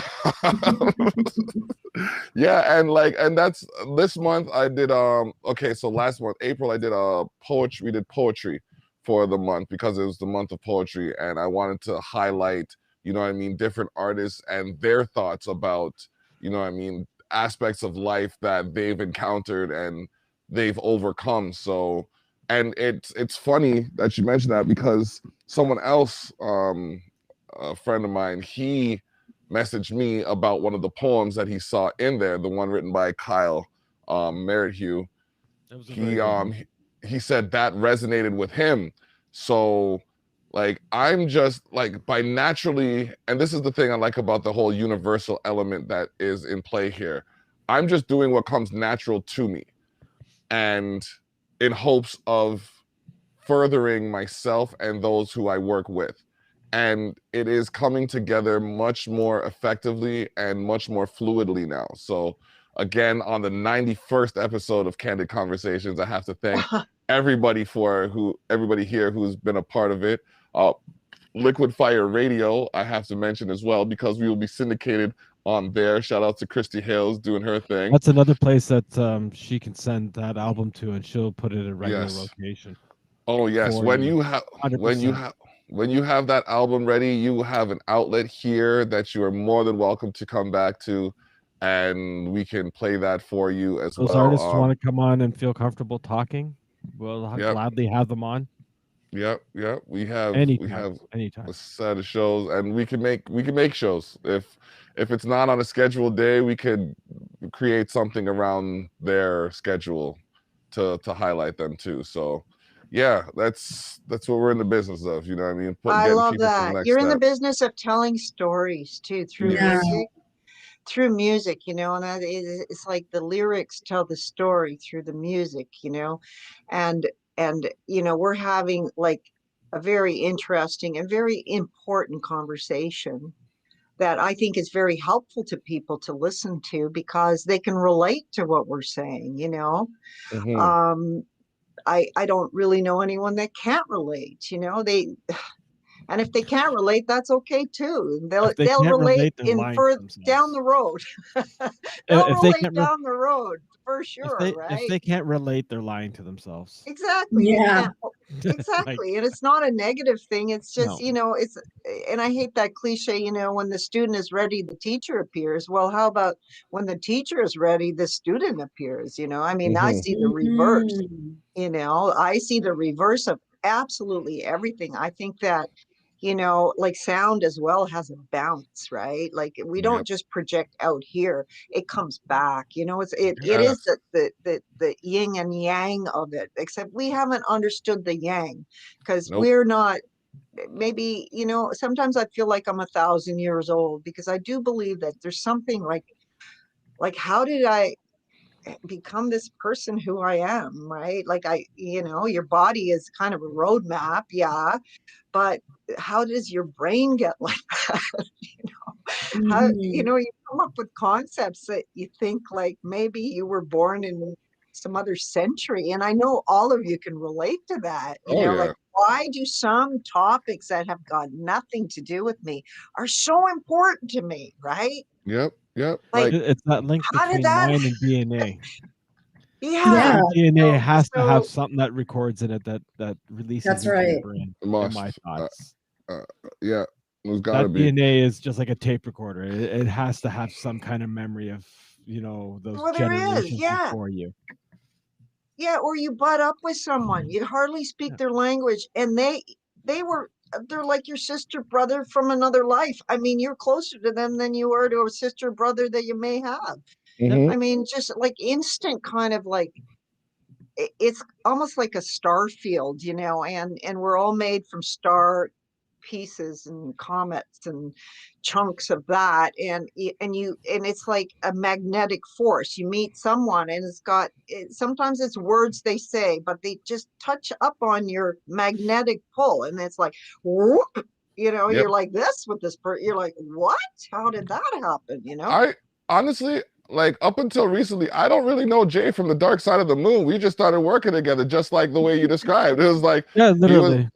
Literally. we were in at a the same parking lot. barbecue in a parking lot. Yeah, I was right here with one of my friends with LG, and we were barbecuing, and he was right here with Jesse from Slightly Jesse. Intoxicated, And we were they talking were about Jamaican food and how I talking about grew up Jamaican- on it.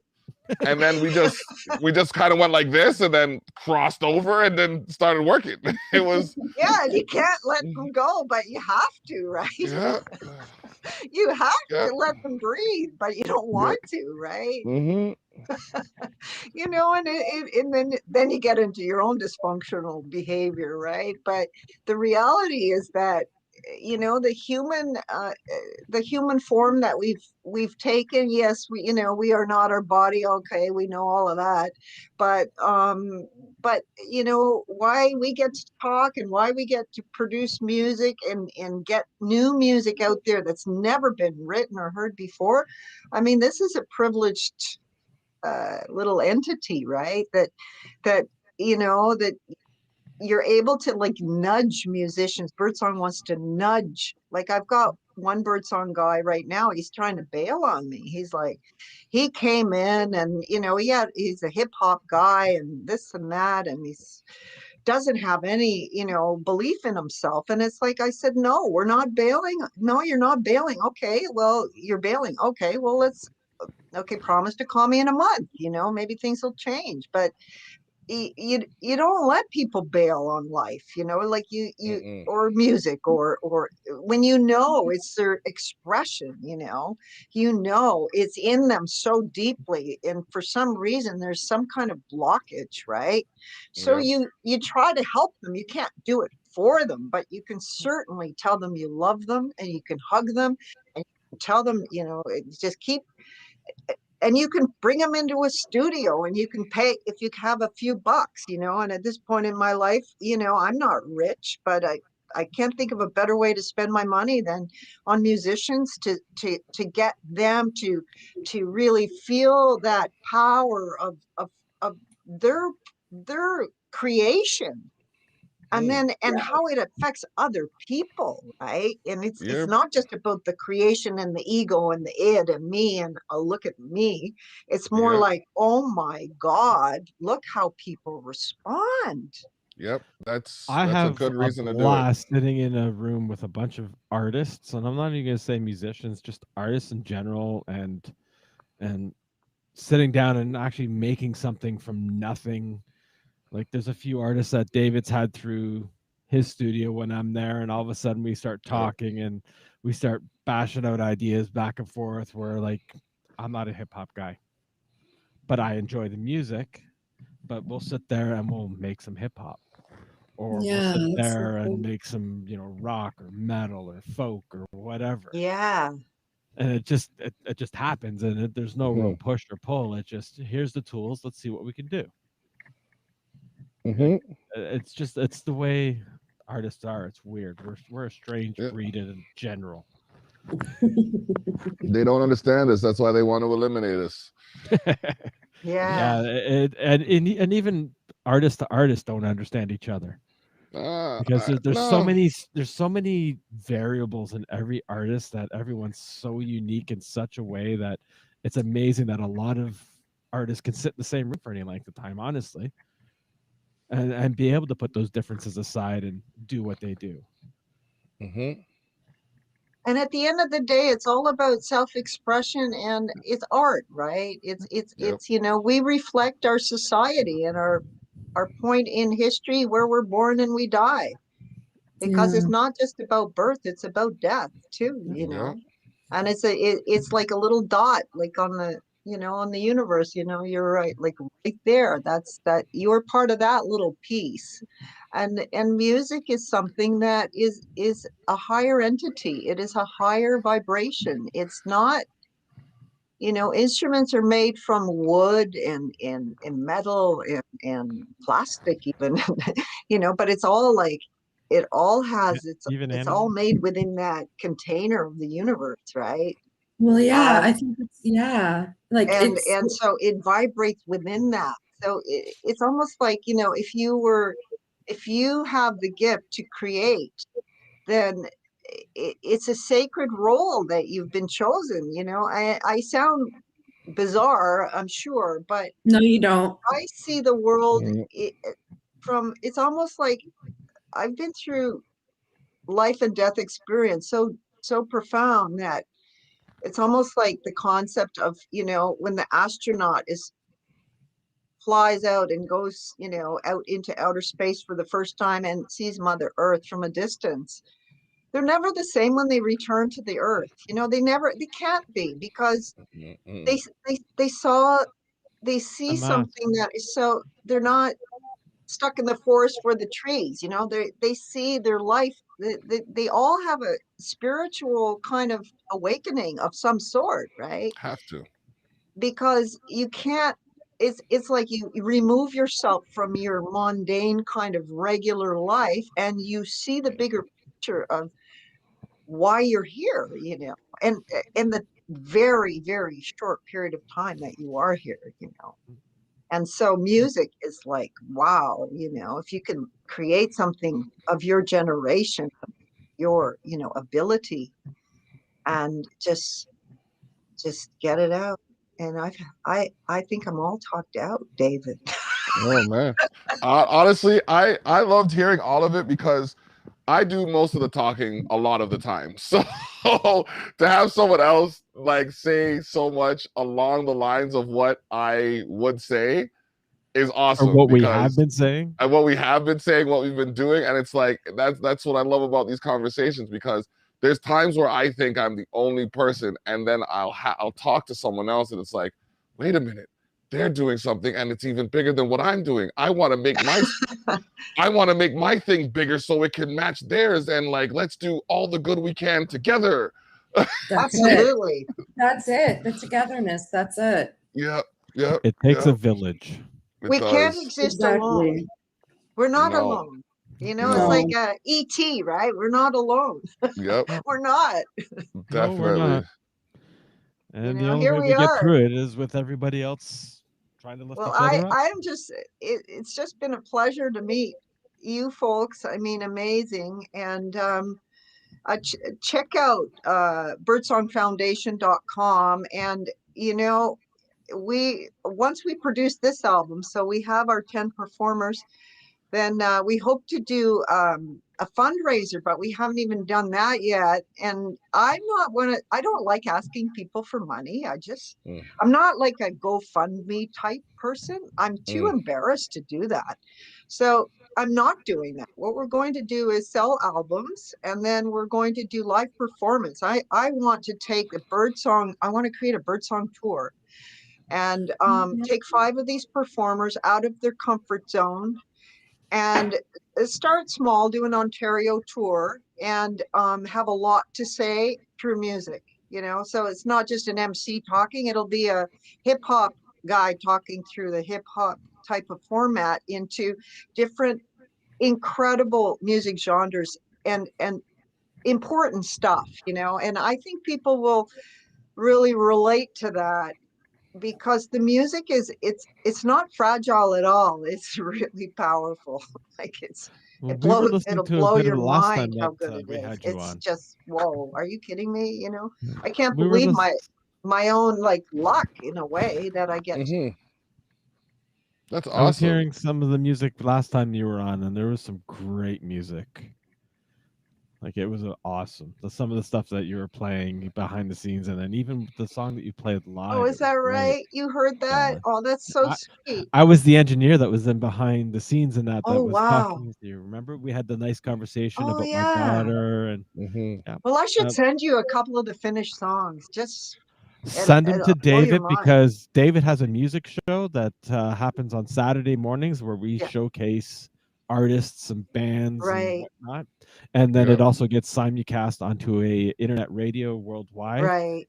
and everything. Well, we'll Yeah, do that with all these performers. I mean, you know, some of the song titles, like one of them is called Spiritual Drink Machine by Okay. a young man who he was a university professor, and he shares the fact that he has schizophrenia, and he's a musician, but you know, he's never had the kind of he's played in a few bands and stuff like that. He's from Ottawa, and he just I guess he said it never occurred to him, and he didn't think he didn't have the belief in himself. And I, you know, and he was a very close friend of my son David, and so, you know, he was a shoe-in for the grant, and he came up with like one song. You could do a Broadway play on spiritual drink machines. I mean, the way this guy thinks, I mean, we've got like a choir in it, you know. I mean, it is a big sound. I mean, I couldn't even afford to produce it like exactly the way, you know, you could do it on Broadway, but it's incredible, like big kind of story, you know. And it's the story of um the drink machines, you know. The musician dies and he's at the pearly gates, and he's trying to get into heaven, and they won't let him. The doors are locked forever. They won't let him in anymore because there's corruption up in heaven, and so the spiritual drink machines don't work anymore. And it is like, whoa, like the whole story is like of the government, you know. It's going on in you know, in the United States, what was going on with Donald Trump, et cetera, et cetera. But it's just like, you know, creative people have such an ability to in one song, this guy can just like, you know, cut through so many layers of creativity, and everyone, you know, you could examine that song, you know, of course he's got a couple of PhDs too, but you could write PhD Oh, papers just based on this one song. wow. And then, but that's his song, right? And then another song would be like, I've got a guy who is from Ghana, Africa, and he's been in Canada for 12 years. And Okay. they all share, you know, in their, you know, he deals with anxiety, depression, a lot of that kind of stuff. A new immigrant, small family, just all that stuff. And he was actually, he had a little bit of success as a hip hop artist in Africa, but he stopped performing for 10 years. He had just a tiny little bit of success, and he's just kind of broken down, and he came across Birdsong, and it was like, come on, man. Yeah, You got a that's story good. to tell us, right? I mean, That's like, what's it awesome. like to be in Canada, right? Like, let's do it. And it's beautiful. The song, he's kind of created a new music. It's not straightforward hip hop. It's kind of a really emotional piece about self-esteem, and about, you know, how you'll have to hear it to believe it anyway. So it goes on and Okay. on and on like that. Nice, nice. So we got 10 artists on a compilation CD brought to you by the Birdsong Foundation. We look forward to hearing that. Definitely. Tracy, Yes. how are you doing up there? You've been quiet for a bit. You know what was tripping me out? Your dog was looking at diagonally down towards Maggie the whole time she was talking. You know, I don't watch a lot of TV, but I'm telling you, she watches people and she's part of the conversation. Yeah, I like have she's a real Love of animals. Yeah. Like she's literally looking in the direction of whoever's talking. That is I great. know. It could be the fabric, the polka dots or something, right? Oh, maybe. Yeah. Oh, okay. Jay, Yeah, it's I true. know Look you at want to that. say something. What's up? Oh, I'm always amazed. Like since the last time we talked to Maggie, and this time, like her story is great. Mhm. And I know she hasn't gotten into it as deeply as she did last time. I do know her story, and I've heard it, and it's like she's an amazing person, really. Yes, What Aw, she thank does definitely. with you. for music, general, just the people that industry won't look at, she will take and push to make sure that they do get heard and Absolutely. they do something. And for taking somebody out of their comfort zone, you can't take a musician out of their comfort zone because they're doing it. That means they're comfortable with it. No matter Mhm. how much it feels like you're pushing them, they're doing it because they want to, and you're helping them. Yep. Yeah. You're not Sometimes they need that push. you're So. not taking them out of an element. You're just making sure that they know they belong there. Yeah. Mhm. And it's great. It's amazing. Like it's for what the last time No, I when I talked totally to vibe you, with you. yeah, like what Yeah. you Yeah. went through and what your story is and what you do now is amazing. It truly is. You're gonna make me cry, and that's a good thing. Because No, I Oh. do doubt myself sometimes, because this pandemic's also like stalled everything for me. And Yep. it's like, come on, let's go. But we're still going we're still in production, even though we're locked down. And Yep. we're, following the guidelines. Like we don't have 5 people in the studio. We bring one musician in at a time. But nonetheless, it's a grueling process. But yet, I have to, and your comments just reinforce that, just keep going. Don't, Yep. I don't give up. I'm not that sort of, that type of person, even though giving up sometimes, like, like it's okay for people to give up, right? This is another thing I've learned is that, we don't know what it's like, right?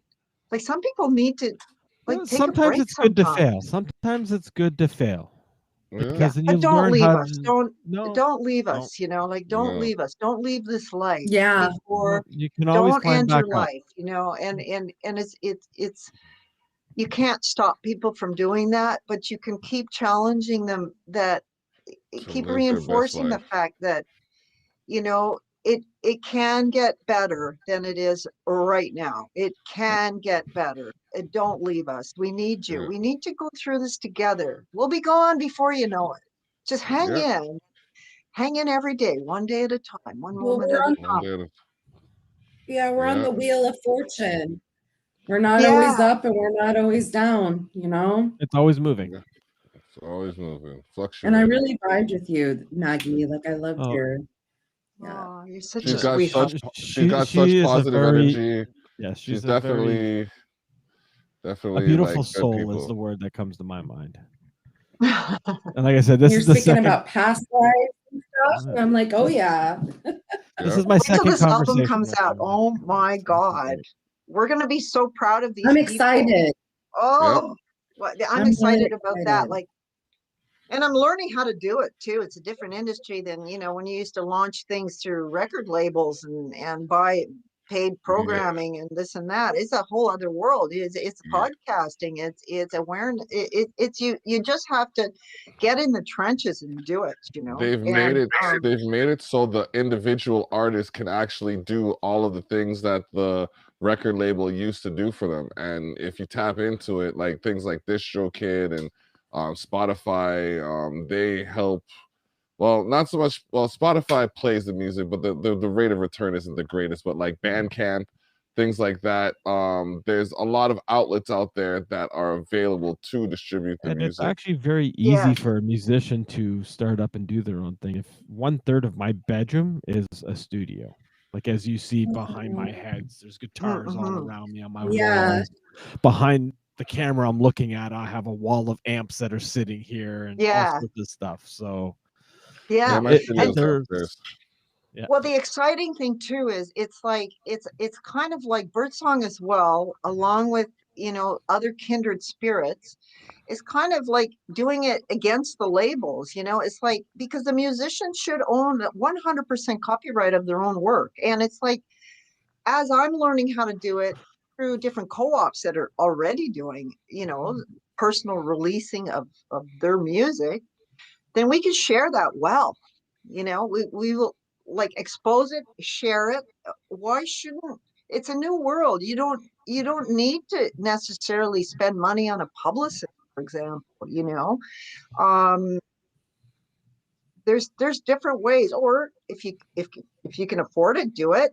Or someone that's socially media savvy, I mean, it's not my favorite thing to do, that's for sure, but I'll learn to do it, and I'll do it well, and I'll find a team that does it better, and I'll copy them, and I'll learn how to do it for the Birdsong Foundation, and and and that's the way it works. It's a whole new world out there. So it's in that sense, it's daunting and exciting, right?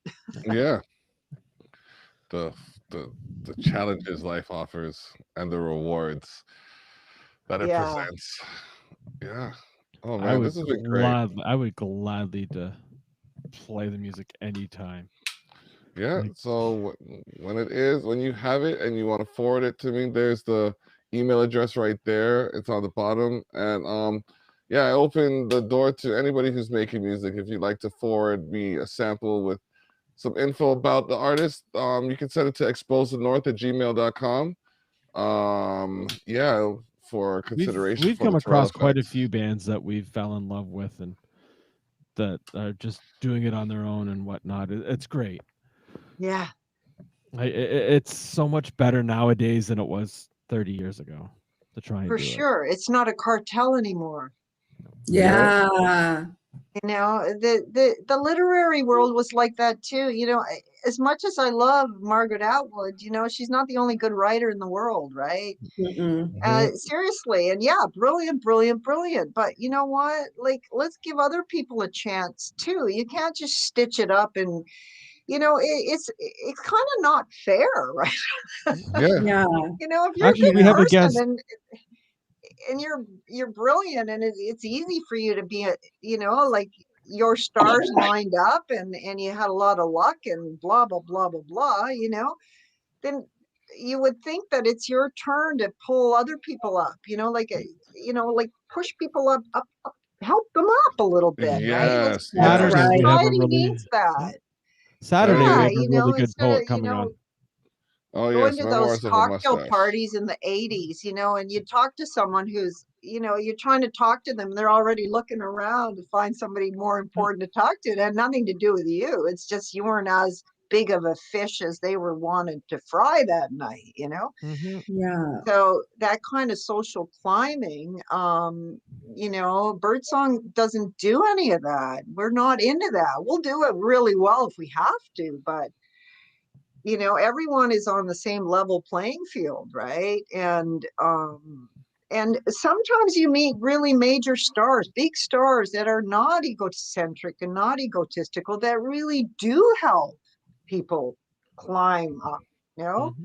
and we've all heard of those musicians that are just doing remarkable work, like Eric Hmm. Clapton's one of them, for example. He works with a lot of people that deal with substance use disorder, because he admits that he had it. And when his child died, remember that Yeah. Lay Tears in After Heaven. Yes, Layla, yes. right? Yeah. Tears Tears in for Heaven. Heaven.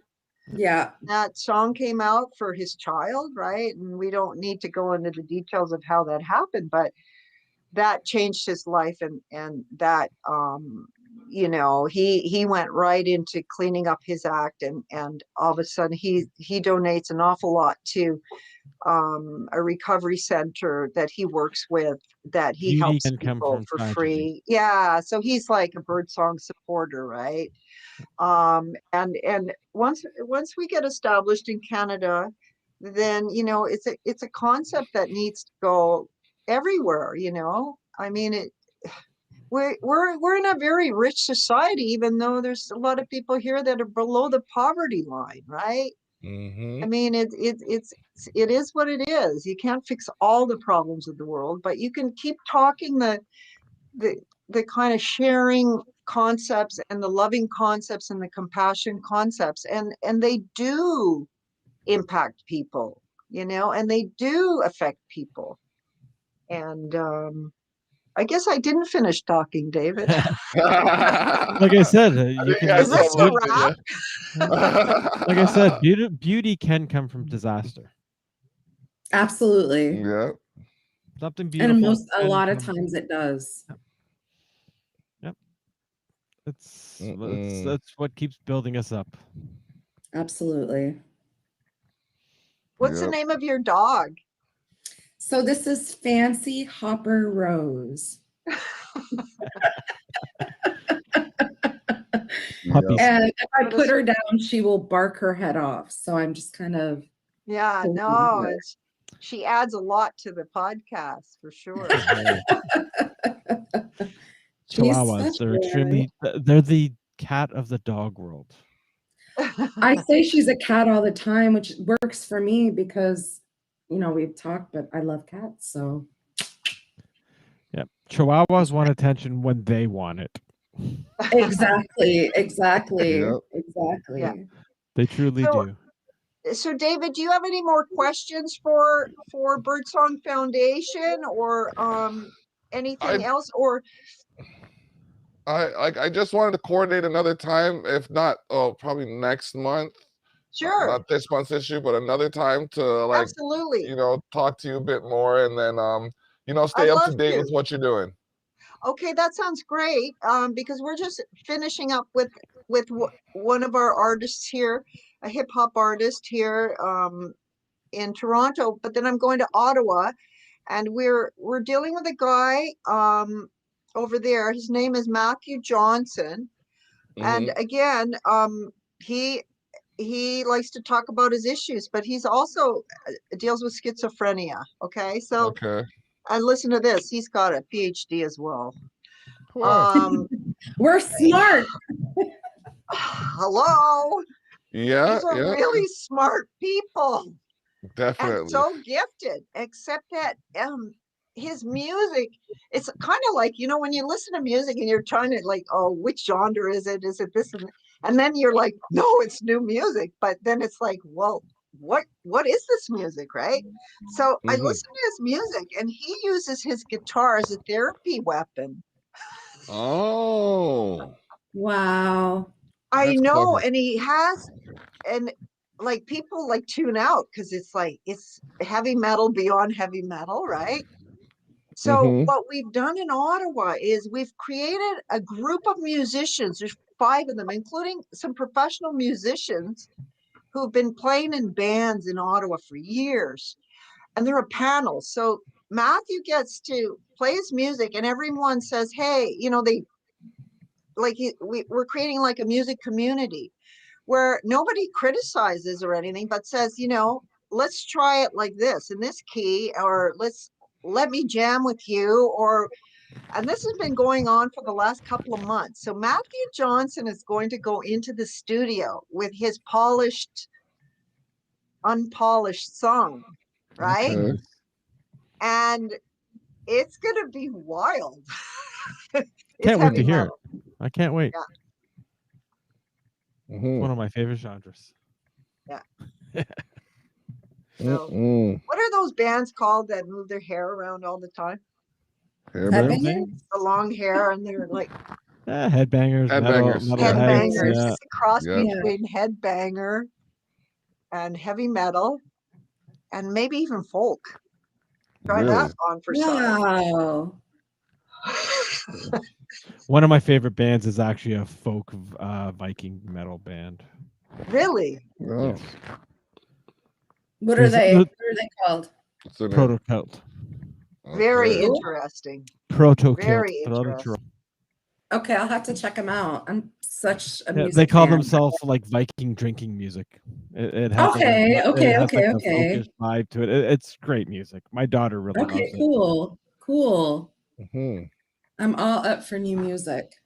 Oh, then Well, you need to nothing listen to like the it. Terrell Effect. Oh yeah, It's new? the Terrell Effect. That's my show on Saturdays where I play some of the latest from the soon to be greatest. I mean, Last week we had Junior Barclay and Lizzie Dredd and Janet Genius on there. They played some new music from the islands. Next week we have another guest on. Let me see who it is. Next week we have Tech Pesos, or this week, sorry, we have Tech Pesos on. He's an artist from New York. Excuse me. And I've been working with him for the last few years. We have a collaboration. He's got a few things in the works, so it's gonna be interesting to touch base with him. We got Die Another Day coming up. Die Another Day coming in a couple of weeks. They're metal band, heavy metal. Yeah, then we always have metal. Effects May Vary all the time. They're a great band. Dispel from Cleveland. Johnny Armani.